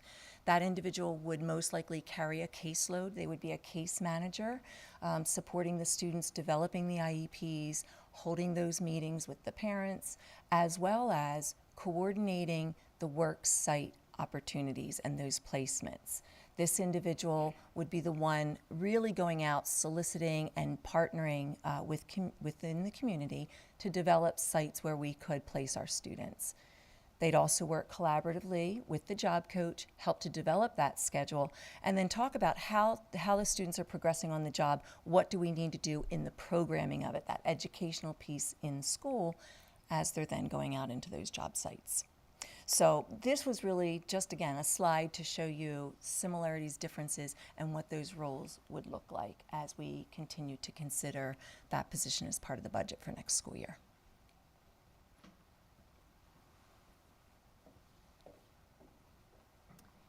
So this just puts it all together now. So in that middle column, you see the numbers that I spoke about from the other charts, where there's that +1 at the elementary, a decrease of 4 at the middle school. And then on the far right, you see those anticipated staffing requests. So the +1 at the middle level was the 6th grade East teacher that we added last year after the budget, the high school counselor that I spoke about, and then the 2 positions that Dr. Boyd just spoke about, the transition coordinator, and then we've spoken before about an inclusion facilitator. So you can see that there's 3 positions that we believe we can save or reallocate within our existing staff. There's 4 positions we're asking for, so it's really a net +1 when we talk about a budget that Mr. Weaver puts together in terms of finances. It also for us says that if we were to move forward in this direction, we know that some of these positions we would be filling within by reallocating some of our existing staff into the positions that we are looking for. And there would be 1 position that could potentially be a new hire or posting. Of course, this is dependent upon, any resignations or retirements that we may get to be able to make all of that work. And again, this chart does not reflect the non-PVEA position, so the job coach is not part of this. And again, we continue, it's early in the year, so we continue to look at many areas. You can see a list of them on here that we, had on our slide back in December that we're continuing to look at. And really the data presentation that you're going to have later this month will flesh out some of them. Any questions, comments on staffing or enrollment projections? I know we haven't been able to hire for the supervisor of wellness, but is that still... How is that in the budget? Is that still by ESSER funds at this point? It is. We do still have it allocated in ESSER. I know we've just had some conversations to talk about bringing that position back to the conversation. But yes, because we didn't utilize the funds that we had budgeted in ESSER, we're able to roll them to 23-24 and fund that position should we choose to and be able to fill it. Okay, thank you. Anything else? Anybody from the public have a comment about staffing or enrollment? Okay. Then the last topic is summer programming. So this has historically for many years always been extended school year, which Dr. Boyd will speak to. And then for the past several years, we've had a LIFT or Learning is Fun Together program. We've really been able to beef up the LIFT program due to those ESSER funds the past couple of years. So I'll speak to LIFT and then turn it over to Dr. Boyd. We are beginning to think about our summer programming. This includes enrichment across K-12 programs that we offer. It includes remediation opportunities for those students based upon our assessment data that we identify that may be in need of some academics over the summer, as well as high school credit recovery for those students who may need a course to make up for a class that they were unable to pass during the school year. We are planning and looking at similar opportunities to what we've had in the past and some of the partnerships that we've had, and intending to use the remaining ESSER 3 funds that are available, as those funds do need to be expended in the 23-24 year, as that those funds will be the deadline for them. So you can see some of our program costs here. We have to pay the salaries and benefits and then any contracts that we have. You can see some of the groups that we have contracted with before. Many of them have been very well received, particularly Penn State at our elementary level. We have also the past couple of years, due to the pandemic, as well as wanting to be able to have highly qualified candidates to provide these types of programming and to be able to compete with the districts around us, we have entered into an MOU with PVEA the last 2 summers to be able to increase the rates above our curriculum rate, and we would be recommending that again for the LIFT program at $40. Dr. Boyd will speak to that for ESY. And then the past couple years, we have also provided transportation so that there was no, no barrier for any students to be able to access some of these. And of course, there's costs for materials and resources. So this slide just shows you what it's cost us the last couple of years. Over $327,000 was our very first year. Last year, knowing that we wanted to stretch our funds, we had some of the programs, some of the enrichment programs did have a cost to families. The first year in 2021, everything was at no cost. You can see we do have $360,000 allocated in ESSER. We were required to allocate for learning loss, which we did put towards summer programming. There are still some funds left from that, as well as the ARP ESSER requires almost $20,000 for summer enrichment programs.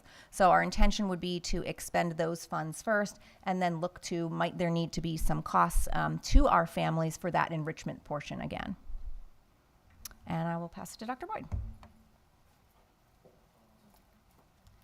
Hold on one Sorry. second. Yeah, go ahead. So do we know if there was a decrease in attendance at in the enrichment programs when we offered it at no cost, and then we did offer a cost? I just thought of that, so I'm not sure if you have that information. I can pull that and share it in the memo or at next month's meeting to get more specific. If I were to generalize, I would say to you it depended upon the program. So the Penn State program was still very well attended at our elementary level, and Flux was pretty well attended at the middle school. The one that was not was Riverbend. It did have the highest cost associated with it as well. So, and we ended up canceling some of those. We had 3 of them offered across the 3 weeks, and I think we only offered 1 week of it and tried to get families to reschedule if they could, and we still had less than 10 students in that program. But that cost, I want to say, was $100 for them to be able to participate. So I think some of those decisions will need to be made this year. Is it worth it for our students? Did we see enough interest if we're going to be charging? Okay, thank you.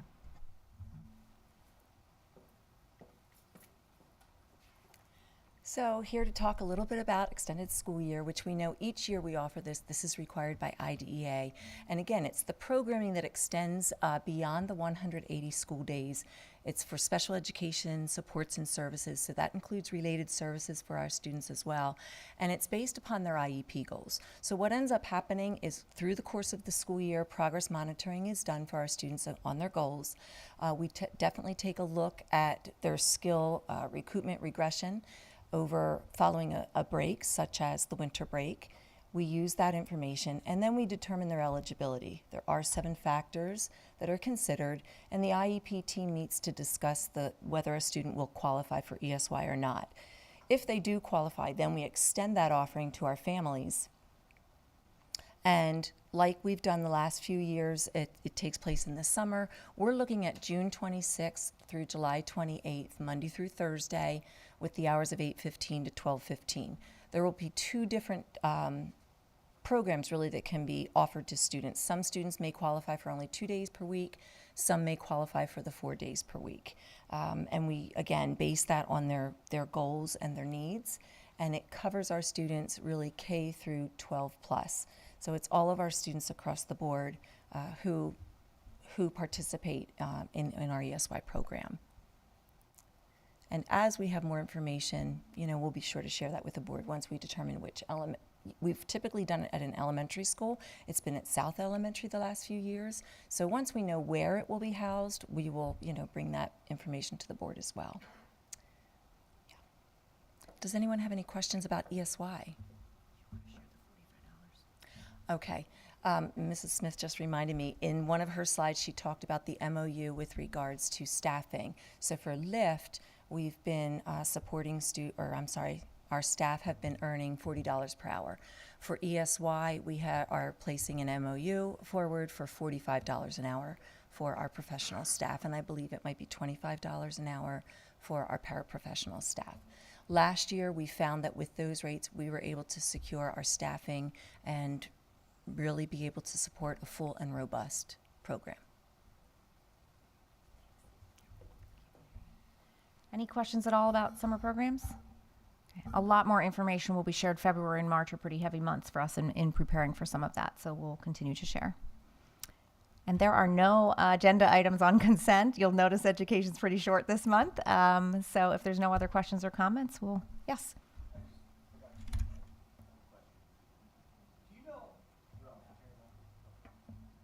All right. Do you know, or I guess you could get me, how many boys are at Perkiomen Valley versus how many girls? Yeah, absolutely. I can get that for you. In fact, I know I just pulled it for Future Ready Index, but I can share that. It's just a few classes, but it seems like there were more girls, but maybe there are classes with far more boys in them than girls. I don't know. I would say we're pretty relatively 50-50. I don't notice anything when I looked at it recently that was out of line, but we can get that and share that with you. Could be out of line, maybe, I don't know, at different ages? I would have to look. Kilter. Would you like to see it by grade? I have a couple kids in classes, and it's like 80-20. Okay. In both classes. More than one class. Okay. We can get that data. Share it in the memo. Absolutely. Anything else? Anybody else from the public? Okay. Thank you, everybody.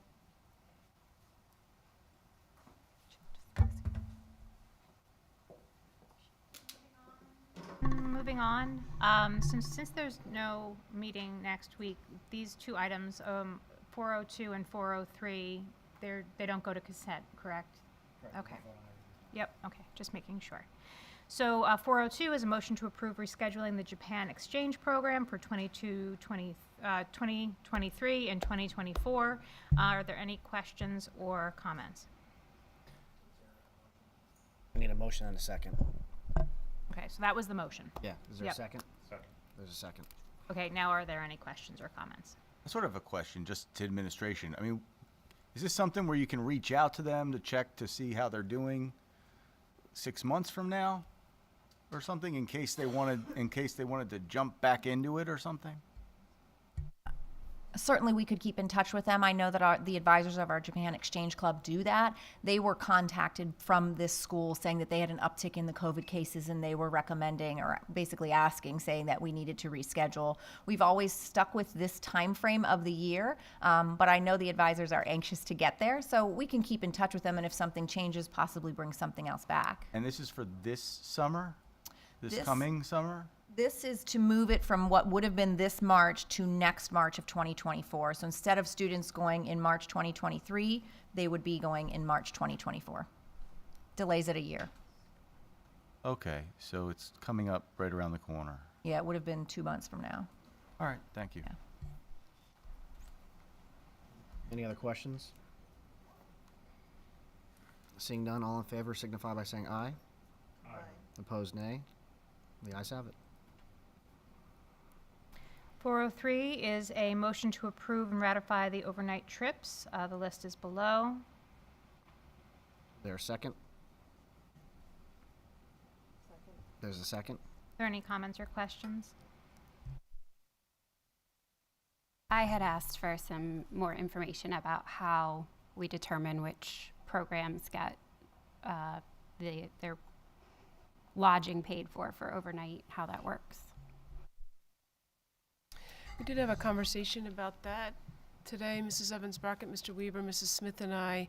Most of the lodging, at least for these athletic trips, is supported by fundraising or the boosters. The district right now, in terms of athletics anyway, is supporting the admission or registration fees and the transportation.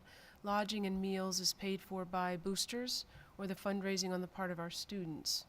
In speaking with Dr. Moss, she also mentioned that she will often cover transportation for music events if STA is transporting. We do need to look into whether or not students are obligated to pay for lodging or meals, or if the boosters in that case is also supporting. The other aspect of field trips, if you will, that we've been focused upon is bringing consistency and equity to the costs that are incurred by students across elementary and middle schools. And that's something that Mrs. Smith has been leading and working on diligently to try and make sure students in one school aren't paying more for the same trips that students in another school are taking. Is that happening? Yes, there are differences. Sometimes, for example, between like an east and west, if we're going south, west has a higher transportation cost because they have the additional mileage, or maybe time that's associated with it. So sometimes it may be due to that. Sometimes the home and school in one school might contribute more to a field trip than another school might.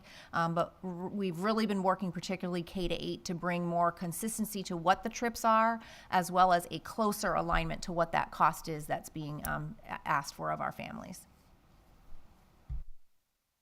So when these have a lodging cost on them, you're saying the district didn't pay for that lodging cost?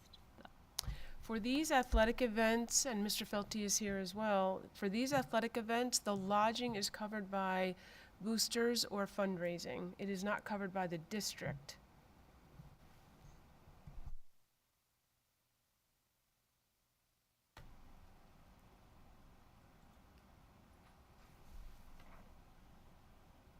So then, like, for instance, looking at the cheerleading one, the cost to the district is $1,400. It says lodging $900, transportation $500.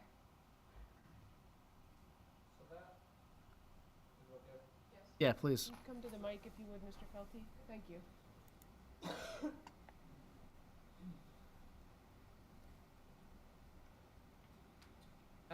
That is a state competition that we don't know yet if they're going to qualify for. She was just being proactive. The one time that the district does cover the expenses is when we have athletes or teams qualify for like a state championship or a state competition like that, because that's something they qualified for. It's not like a regular season activity. So that's why it shows up for that particular request. And again, I don't think, we had our districts this weekend and we didn't qualify, so I don't think we'll have to. Wait a second. We'll be taking that trip. Now I'm confused.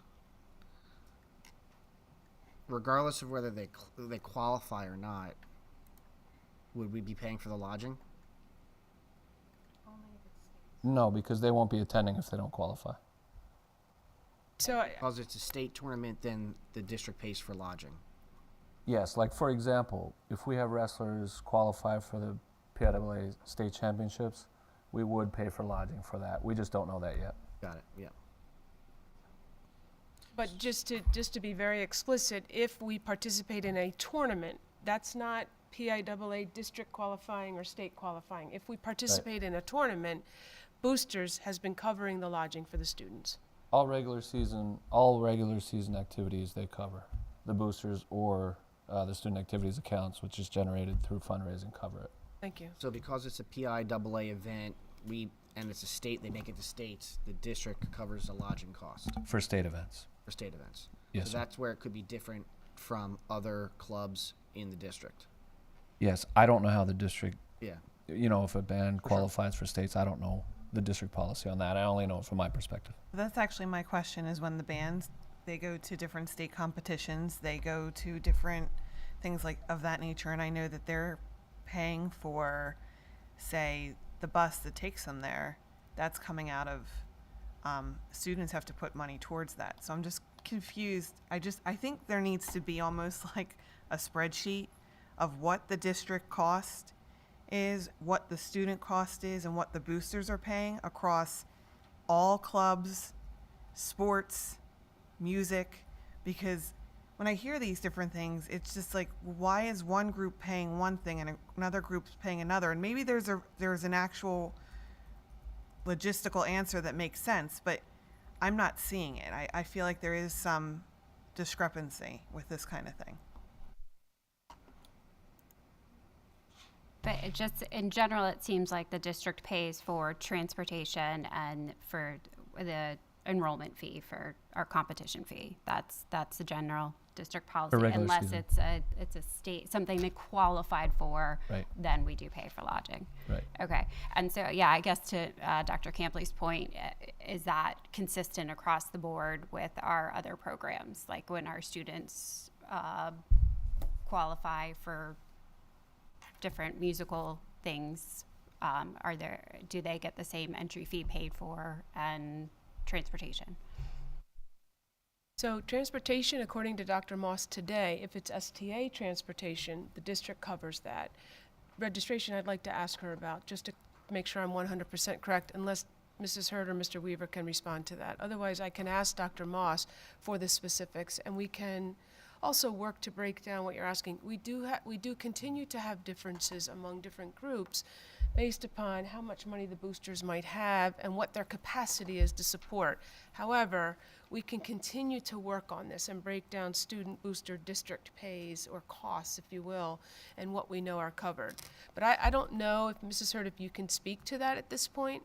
What I can see that goes through our office, we pay for the entry fees for most of the musical competitions that are submitted to our office. They come out of the high school budget.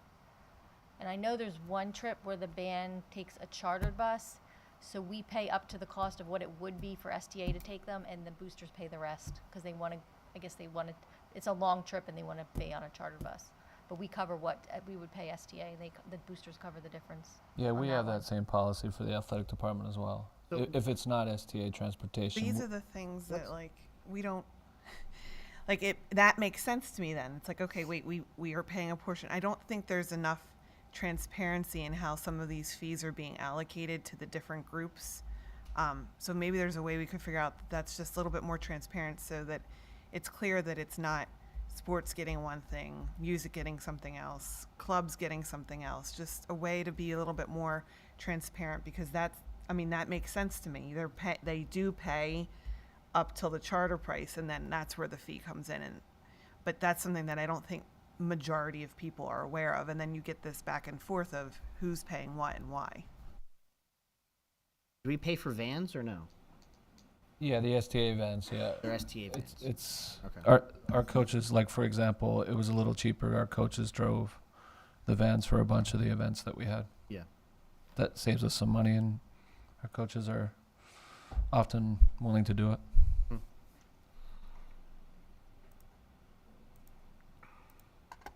Thank you, Mr. Felty, and we'll work on continuing to break down and providing you with the details that help you to have the understanding you're looking for around how these costs are incurred by students, boosters, or the district.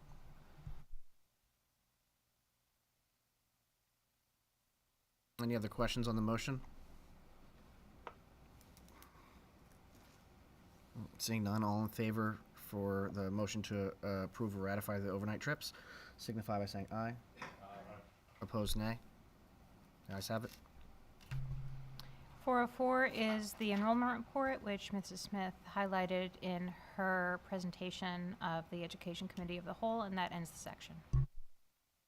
Business, Mrs. Mayers?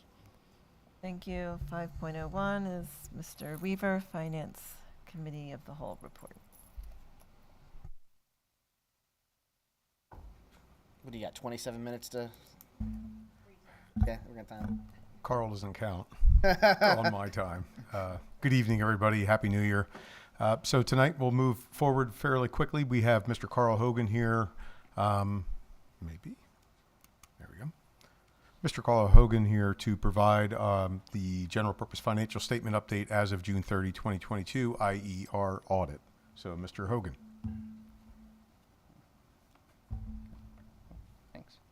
I'll spare everybody and be really quick.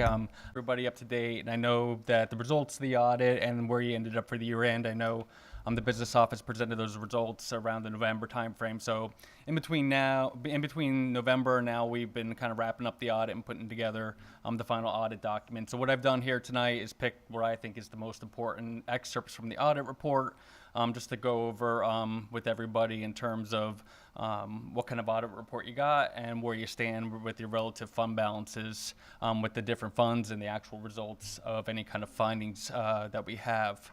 So the first thing I have here is the independent auditors report. It's a brand new independent auditors report this year.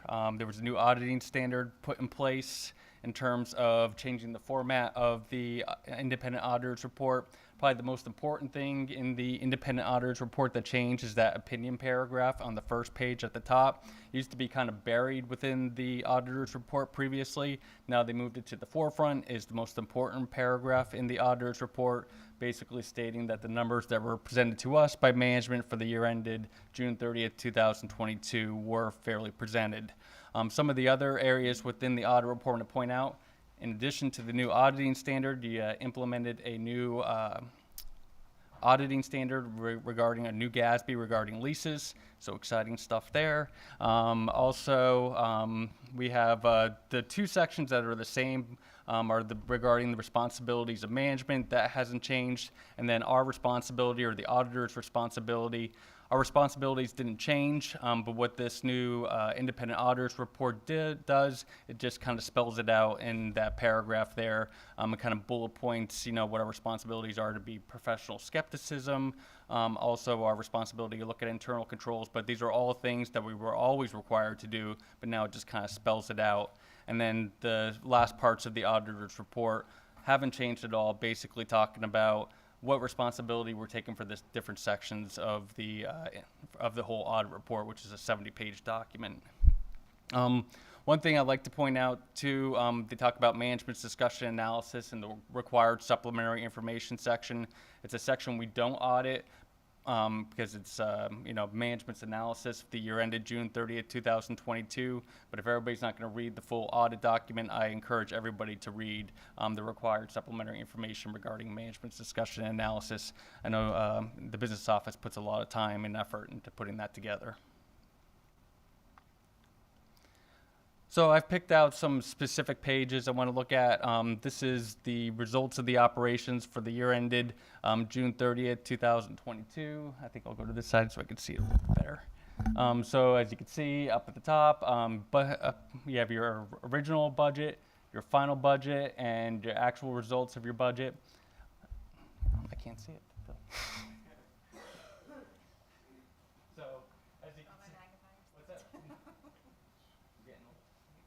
So as you can see, total revenues up the top are budgeted at about $114 million. They came in at $117 million. That's a positive variance of about $3.4 million. So as you can see, most of the variance is related to your local source revenues and your federal source revenues. So we audited a lot of districts, and just because of the economy in 2021, 2022, a lot of school districts saw a windfall in relation to their earned income taxes and their realty transfer taxes just because of the economy. So these are like what you would call one-time kind of windfall revenues with relation to both of those types of revenue for local sources. What I've noticed as working with Perkins Valley over the years, I know the business office and the school board is always taking an approach of being really conservative related to those budgeted revenues. And I think it's smart to continue to be conservative related to those revenues moving forward. It's nice for the current year, but you can't really count on, who knows what's going to happen, with the economy going in the future. Earned income taxes, realty transfer taxes, I imagine we're going to see the realty transfer tax at least fall off in the upcoming year. So we can't really count on that. And then you have your federal source revenues, and this is over budget by about $1.5 million. And this is all related to the ESSER funding that was received that wasn't originally anticipated or not budgeted for 2021, 2022. And what you're going to see at the bottom part there is that your expenditures were overspent, and that's because those ESSER funds are cost reimbursement grants, and they're being reimbursed dollar for dollar. So, but when you look at it in the grand scheme of things, and you're looking at your expenditures, and you're talking about $110 million of expenditures, and you're overspent by about $3 million, you're talking about percentage points there in terms of budget, and that's what you can control, and that's why those things are right in line year over year. And then you have the transfers out to the debt service fund to pay for the debt service expenditures of the school district.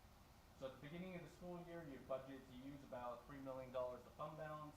You actually used about $1.8 million of fund balance. End of the year, beginning of the year, you had $19.8 million of fund balance. You used 1.8. You're about $17 million or so of fund balance at the end of the year. Any questions, concerns? So another section of the audit report, another major fund that you have is your capital projects fund. We spend a relatively large amount of time within the capital projects fund during the current year. You had ESCO project that continues to go on, has been going over, or I think we're in phase 4 at this point in time, so there's approximately about $3 billion of expenditures related to that. Also during the current year, I'm going to point out on a different slide, you took advantage of some refunding opportunities in the current year. Those opportunities, aren't as present as they were in the past, but you're able to, save about $500,000 in the current year related to current refunding opportunities. So, does anybody have any questions, concerns about?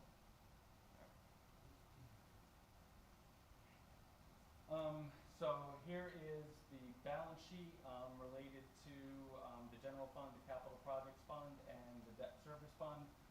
This is just as a moment in time with your current assets and your current liabilities and the excess of those current assets over current liabilities and what represents your fund balance. So at the end of the year, current assets over current liabilities, and then there's that $17 million of fund balance that I just spoke about before. And in accordance with PDE regulations, you can only have 8% of your next year's expenditure budget as what we consider unassigned. So every year the school board goes through a mechanism or an approval process during the November timeframe to commit funds that those funds are then used in your subsequent budgets to balance your budgets with those committed fund balances. So at the end of the year, June 30th, 2022, you had amounts that were put aside for the increasing amount in the employer retirement share for PESers. The good news is the rate actually went down going into the next year. So it was about 35% and actually went down to 34% coming in. So hopefully we see that trend to continue. The decrease to 34% was kind of related to investment income and that money related to, but now that things have turned the other way, we might see a slight uptick going forward. Also, we have money that's been put aside for your capital projects. So you have about $4 million you've accumulated. So over the years, as you notice on the general fund, you've been spending about $1 million a year on different projects. I think in the year that we did the audit, you did flooring projects and door projects at some of the different schools. So this is great. They've been able to put this money aside that you don't have to go out and borrow money, but you have it put aside for those projects they don't necessarily want to go out and borrow money for, but it's available to get the projects done at the different schools. And then also to balance the 2022-2023 budget, use $1.5 million of fund balance, and then you still have money related to COVID-19 contingency that you're continuing to spend down. So if you remember in 2020, 2021, there were expenditures that you did not incur because of transportation, you were shut down, and those were money for the school district put aside to the side so you could balance future budgets and to pay for any kind of anticipated expenditures related to COVID-19. So at this point, that money is kind of being used to balance future budgets, but that is all kind of related to COVID-19 and the savings that were realized during the shutdowns. On the right-hand side there's your general obligation debt of the school district. Once again, you can see at the bottom, the school district continues to take advantage of financing opportunities, and then you can see all the debt that the school district has, $105 million, runs about $10 million a year, and it's been consistently about $10 million a year from what I can remember, and that's a fair, about 10% of your budget and pretty standard for a school district of your size. And the last thing I'm going to point out is the summary of the findings and the question costs. The things we're going to focus on is the first bullet up there at the top. That's what we just talked about, unmodified clean audit opinion. Also, no significant deficiencies or material weaknesses in internal control. The school district has put together a business office or a structure as such that the proper segregation of duties is able to be employed. Also, we do an audit of your federal awards related to you receive and expend in excess of $750,000 of your federal awards. For the current year, we audited the ESSER funds. They're considered high risk by the federal government. And typically we're always auditing the child nutrition program or the IDEA program because they're some of your larger programs. But in the current year, the ESSER funds qualified as your major program. So I'm not quite sure next year. So if you spend over $750,000, the federal government has written the compliance supplements for this program as such that it will be a major program again in the future. So I know they're really hitting it hard in terms of not only are we looking at it, PDE's looking at it, but in addition to they're doing some monitoring in terms of they have Deloitte going out and looking at some of these funds at a lot of these school districts as well. So. And then down there at the bottom, as you can see, as typical in previous years, no findings related to your financial statements or federal programs. The business office does a good job. It's, goes a smooth process on an annual basis, as you can probably tell by what's being presented to you on a monthly basis here as a board. Any questions for Carl? Riveting stuff. Yes. All right. All right. Thanks, Carl. Appreciate Appreciate it. All right. I got printed out next time. So you got a better vision plan. Okay. All right. So successful audit. Okay. To also summarize, Carl, while you're here, just in case, the board has also seen this, as has the public. This is just a quick summary of where we're at, how we got to the 8% unassigned fund balance. And the note on the right summarizes what we use for 22-23 general fund to help balance our budget at $2.3 million, and also that's the current year, and that our estimated balances when we turn them forward into July 1st, 2022, which dates are real big for auditors, the PVSD reserve with the current uses for 22-23, $750,000 for the PVSD reserve, $1 million for the COVID reserve, and $8.6 million for the unassigned fund balance. Those are items that we'll talk about as we move forward and try to work on our 23-24 budget, and we'll see that in February. Those are key numbers for us now that we know what they are moving forward, to utilize them to help offset future tax increases. Any questions on that part? Any questions from the community? See you, Carl. Sure you don't want to stay? Okay, so moving forward, tonight we do have a motion on the table for the parameters motion. Unfortunately, Ms. Doyle cannot be here tonight, but this parameters motion is a simple motion that we do. It's part of the process. This is the final step going out for our bond issue associated with ESCO 5.0 at this point in time. Again, you've seen this slide before. Tonight's approval moving forward will set us up for the pricing of the bonds, hopefully moving forward for an internet auction. Again, the parameters motion is set in state. It's governed, remember these issues are governed by a governmental body, DCED, which mandates that we go forward with this process and report to DCED and certain criteria what the maximum amount would be. That's why it doesn't agree. It has 7.1 million, and no chance at any way, shape, or form will we issue more than $6 million of bonds. Remember, it's 5.6 plus that flexibility that we've agreed to up to $6 million to make sure we get the best bond issue that we have available to us. Any questions on that? Remember, there is a motion for that. Any questions from the community? Okay, thank you. All right, tonight's non-ESCO capital projects, just to keep this fresh in everybody's mind. We've been hitting this fairly hard every month. Most of those items remain the same, except for the concession stand. We heard loud and clear some of the conversation that we had last month in regards to the concession stand.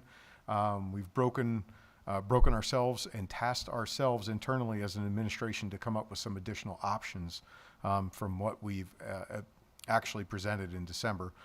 We've broken out and looked at the patio paver section of that. We do have an estimate if we do a patio paver just for the outside of the building. We're looking at 3 different functions, possibilities. What you see there is if we did the paver patio as installed at a square footage with a reasonable estimate that we've got with a local provider that we actually met with. There are also 2 other options to that which reduce that cost. One is a concrete instead of a paver patio, and another is just simply asphalt that area. So we're looking at 3 different levels. Again, we're conservative, so we're putting that number in there so that you can see that. Additionally, the to be updated as well as the actual patio, we're looking at different ways to look at and address the needs of the concession stand, almost going back to square one and looking at various options. We have also talked to some of our internal staff, Mr. Weir, Dr. Weir as well, to come and look at that, working with grounds crew.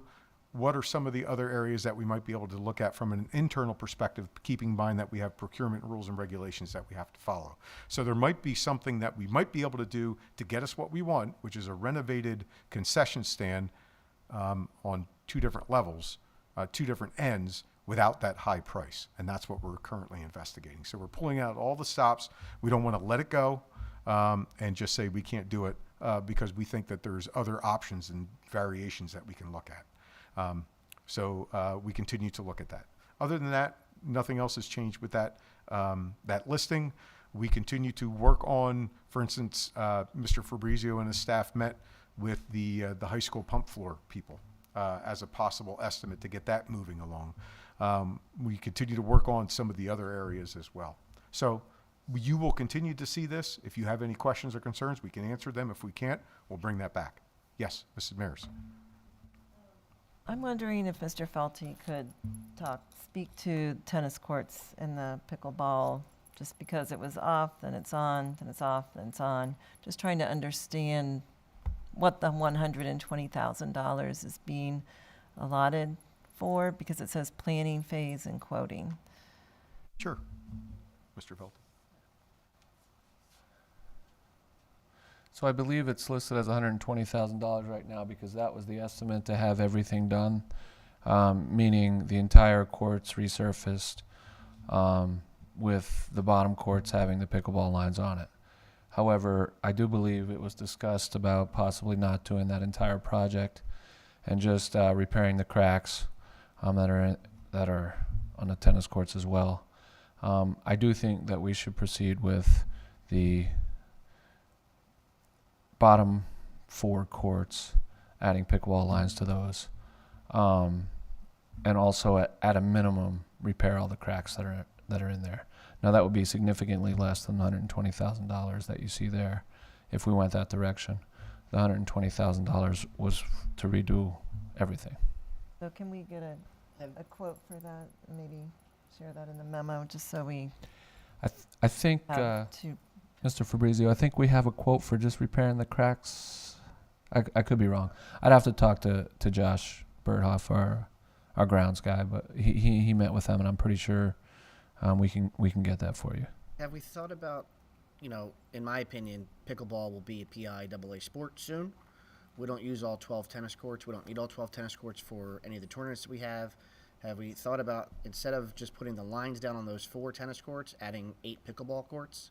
And just removing tennis and making that pickleball, and then leaving that surface as it is and just making them pickleball courts, and then updating the surface for the main tennis courts, the main slew of tennis courts.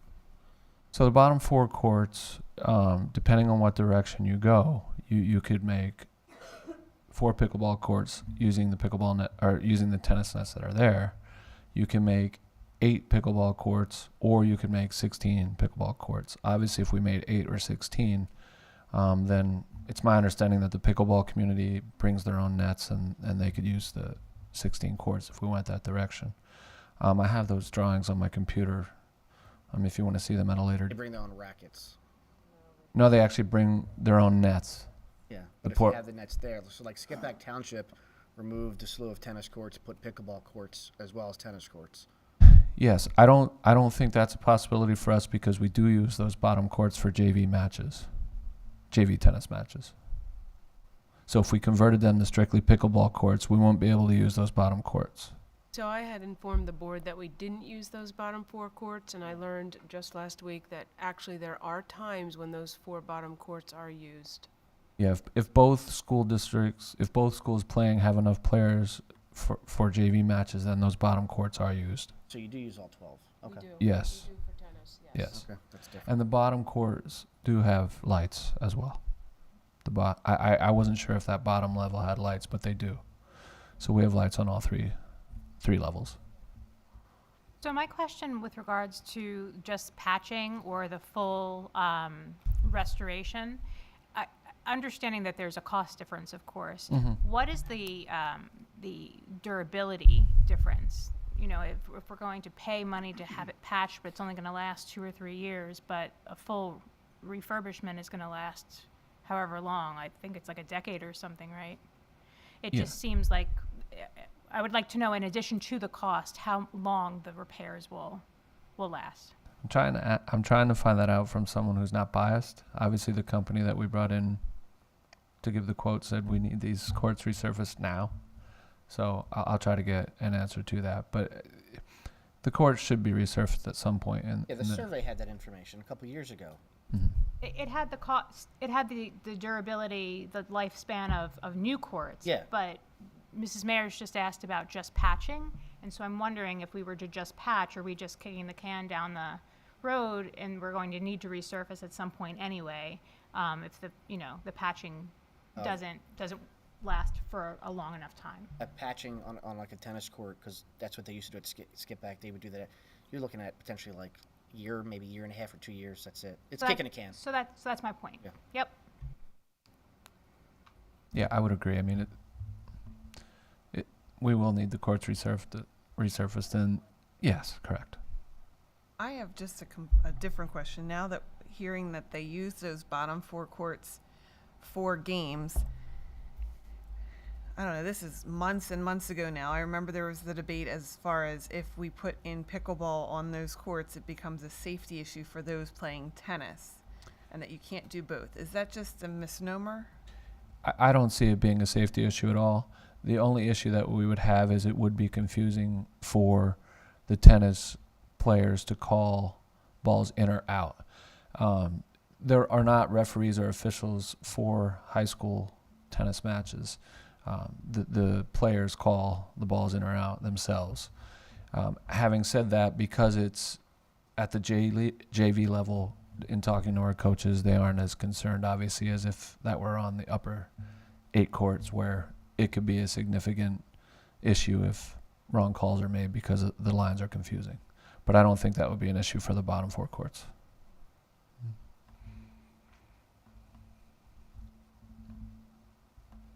Any other questions?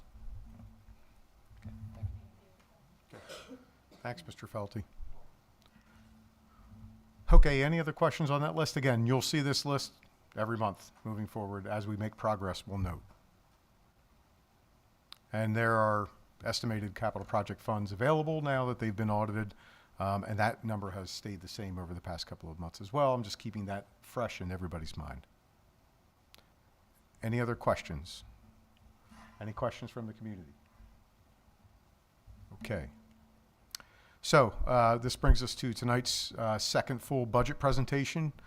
Real quick, Carl mentioned that the PSERS was certified to 34%. That's the major mover here on both the revenue and the expenditure side. We also have an add for the interest earnings. Those are the only 3 adjustments from the December presentation. Remember, there's not much action that happens between the December presentation and January, basically because of the holiday in between. But once they set that PSERS certification at 34%, we recognize 50% of a reduction of that total savings on the expenditure side as a reduction in our revenue. Remember, that's a positive though overall, because it's twice as big as a reduction on the expenditure side.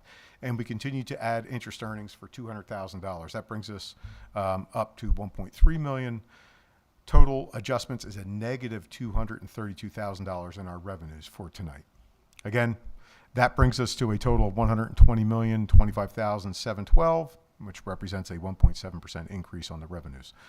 Any questions on the revenues? Again, those are the only 2 items that adjust there. Same graphs. And moving forward, again, just hitting this interesting slide, you'll see that these are select alternative revenues. We talked about real estate transfer taxes, interim real estate taxes, and interest earnings on investments. Notice our bar at the top is now bigger than the other ones, because as that interest earnings continues to grow, that line will continue to get bigger. That's important because that revenue stream is growing and it has no expenditure tail to it. So that is a pure plus positive for us as that continues to grow to help offset our shortfall moving forward. And it was sorely missed over the past several years. Okay, any questions on the revenues?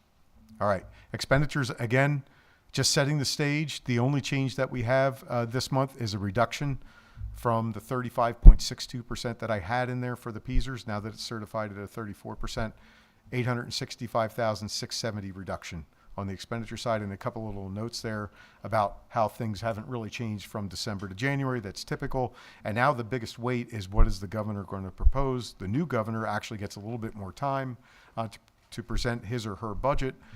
So we'll be monitoring that and gleaning the data from PASBO and PSBA on what indicators that they are telling us will be in the new governor's budget moving forward. That is key for us to move forward. Again, no other changes.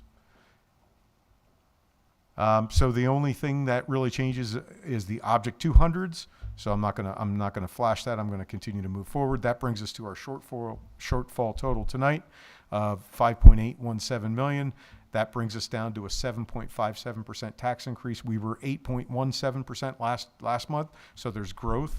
There's positive influence there. And remember, we haven't discussed the uses of fund balances yet. So I'm trying to set the stage. When we come in February, we'll have good intelligence that we can share with you on the fund balances, move forward. So in February, we can hit the road. We can agree on what fund balances we're going to use moving forward, and that will further reduce our shortfall. Again, we continue to work on that, and that's about all I have on that. Some other key components to look: medical insurances. We're getting our second look sometime later in February, early March. Mr. Moran will report that, and that is yet another large expense item for us to monitor and track. Any questions on the budget, where we stand? Okay, thank you. Any questions from the community? Okay, thank you. All right, Walker Zone discussions. Dr. Russell. Thank you, Mr. Weaver. So very briefly, I wanted to inform the board and update you on the busing audit that is currently taking place. And we are working simultaneous to STA to conduct a bus audit and really do a deep dive into the data around the number of buses, how many students are carried on buses or vans, the time they are on these buses or vans. We're looking at non-pub routing and the actual routes that are covered by each of these buses. Mr. Ganesh has been our lead data gatherer here for our administrative team, and in working with Mr. Weaver and Mr. Ganesh, we have been prompted to pose some really important questions. STA is doing the same sort of work in their organization, and we meet this week to discuss some of our findings and some of what we're discovering or that we have questions about. Along with this bus audit, I wanted to share an update with the board and the public around questions regarding walkers. So I have shared with the board some questions around how far our students are expected to walk at what age. And in our district, we ask students that live within 1 mile of a school of attendance that has safe roads for walking to walk to school, or they're not being provided transportation is actually the most accurate way to put that. So in the case of some of our students, they are walking as kindergartners or first graders or second graders 1 mile to school, and there have been questions about that, and I agree that those questions are valid questions to pose. So we're looking deeper into how many walkers per school, what distance are these students walking to school, how old are these students, and does this make sense and uphold where we are with safety, the values we have around safety. PennDOT says, the law says you can ask students or deny transportation for students that live 1.5 miles up to 1.5 miles from their school of attendance. Our district relies upon that 1 mile threshold. However, the law does allow us to go up to 1.5 miles. 5 of our 7 schools host walkers. So we're looking at those details, and I am prepared, we will be prepared to report back to you with any sort of recommendations that might emerge from this data analysis in February. At the same time, I just want to remind our board and public that the Montgomery County Planning Commission continues with its walkability or safe routes to school study. They conducted the parent survey at the end of the calendar year in 2022 and reminded us, as we look at the distance our students are walking along with the safety considerations, we can reach out to PennDOT and have them actually conduct an assessment of a particular walking area if we would so choose to do that. So that's out there for us. I've included FAQs related to the transportation of school students. These come from the PDE website, so feel free to access that information. If you have some questions or would like more information at this point, we will present to you the results of the busing audit as well as that walker analysis on February 6th. Thank you. Any questions? Okay. Any questions from the community? Okay. All right. Just a couple of other notes, and then I'm off stage. In February, we'll be bringing forward food service equipment. There was an extra step that Mrs. Yaksich has to do. She has to get permission for us to go out because we participate in the National School Lunch Program to be able to spend those food service dollars on certain pieces of equipment. That's what we're working on. And we are also working on a new stake body truck. It is part of our fleet replacement, and it is no longer working. So we might want to bump that up a little bit, and we're looking at that just to keep the board aware of that. One last piece of the ESCO 4.0, that was, as was mentioned.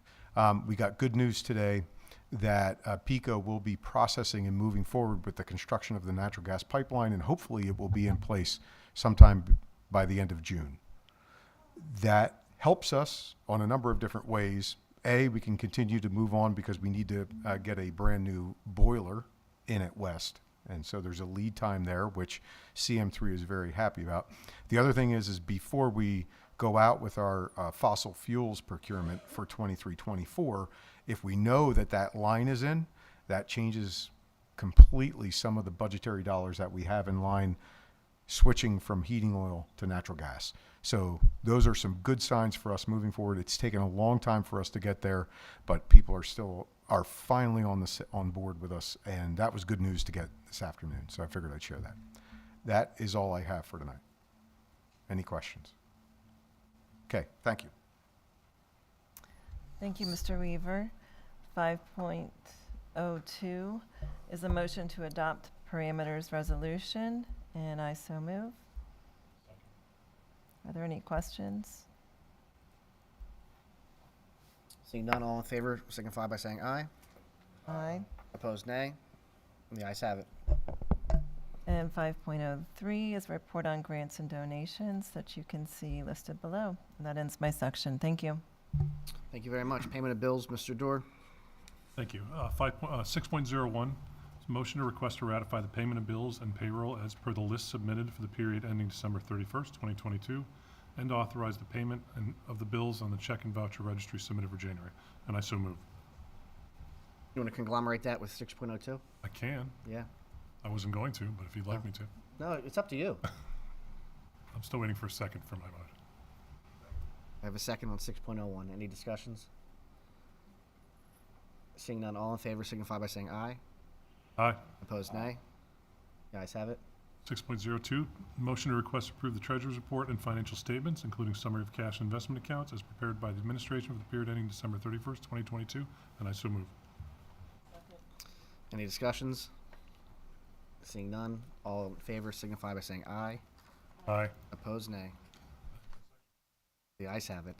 That's your section. Thank you. Dr. Campley, professional personnel. Professional personnel, thank you. So 7.01 through 7.06 are all on consent. 7.07 is a motion to ratify, clicked on the wrong button. Motion to approve memorandum of understanding. And 7.08 is a motion to approve a correction to forget it, of agreement. It's late. I so move both of them. Is there a second? I have a second. Any discussions on 7.07 or 7.08? Seeing none, all in favor signify by saying aye.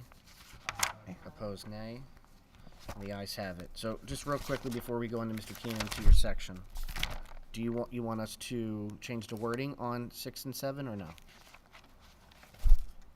6 and 7 were previously amended to both include subject to Correct. final So approval just- by the district administration and solicitor. Correct. So just reminding everyone that 8.06 and 8.07 was amended previously. Okay.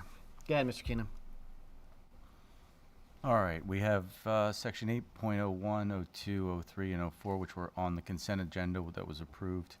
We have 8.05, we have an approval of memorandum agreement with the Perkiomen Valley Education Supports Personnel Association as presented.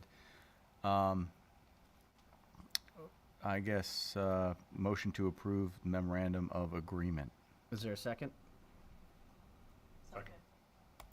Any discussions? Seeing none, all in favor signify by saying aye. Aye. Opposed, nay. The ayes have it.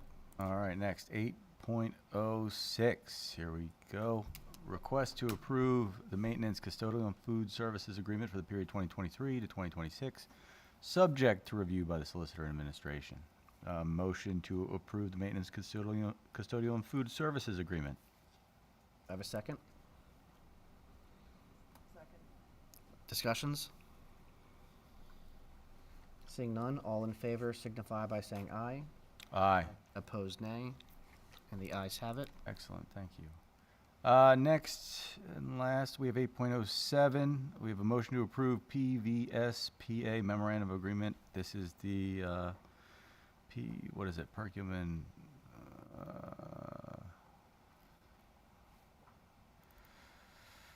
We have the salary adjustment. All right. So I move to approve the PVESPA memorandum of agreement. Is there a second? Second. Questions? Seeing none, all in favor signify by saying aye. Aye. Opposed, nay. The ayes have it. And if there's nothing further, that ends my section. Nope, thank you very much. Ms. Evans-Brockett? Motion to approve items 9.01 and 9.02. Have a second? Have a second on Mr. Fountain. Any questions or discussions? Seeing none, all in favor signify by saying aye. Aye. Opposed, nay. And the ayes have it. Closing items, comments from the audience? Going once, going twice, sold. Any comments from any board members? Ms. White? Thank you. I just wanted to call attention to a very cool experience that is being provided to our 7th graders at both Middle School East and West tomorrow. I'm going to read it so I don't screw up exactly what the experience is, but I've been hearing about it very excitedly for a couple of weeks already. So tomorrow, midday, hosted at Middle School West, all the 7th graders will be privileged to host the 2023 Artist in Residence Assembly. This assembly is for the entire student body, 7th grade, East and West, and the 8th grade band students from both schools. Jill Haley, who is a composer, oboist, and her guest musicians will be performing a medley of her musical selections based on, I had it all teed up. Her musical selections based on our national parks. So she writes music in the spirit of how she feels the national park is, which is really remarkable. And Mrs. Crone has been doing a lot of work in coaching her classes to understand the concept of writing music in a vision. So that's a very remarkable experience that these middle school kids get to have. She will also be premiering Two Owls and the Vine, which is a piece that was written expressly for our school district, the Perkiomen Valley School District, and it is based on the legend. I'm not gonna say the name of the legend because I'll mess that up, but it's the legend of the ancestral people of the Lenape and Delaware tribe. So that is a remarkable multicultural experience that our 7th graders are getting to enjoy, and they are all very, very excited to have music written just for them and to have the experience of seeing this musician. So I wanted to share that. East and West, right? It's actually being hosted at West, And then I guess they're busing. They're busing the kids from East over. Cool. Very cool. Any other board members have anything to add? Seeing none, 10.03 is our notice of video disclaimer. Before we adjourn, just want to let everyone know that we had an executive session prior to the board meeting for the purpose of safety, and without objections, I will rule adjournment. Meeting is adjourned.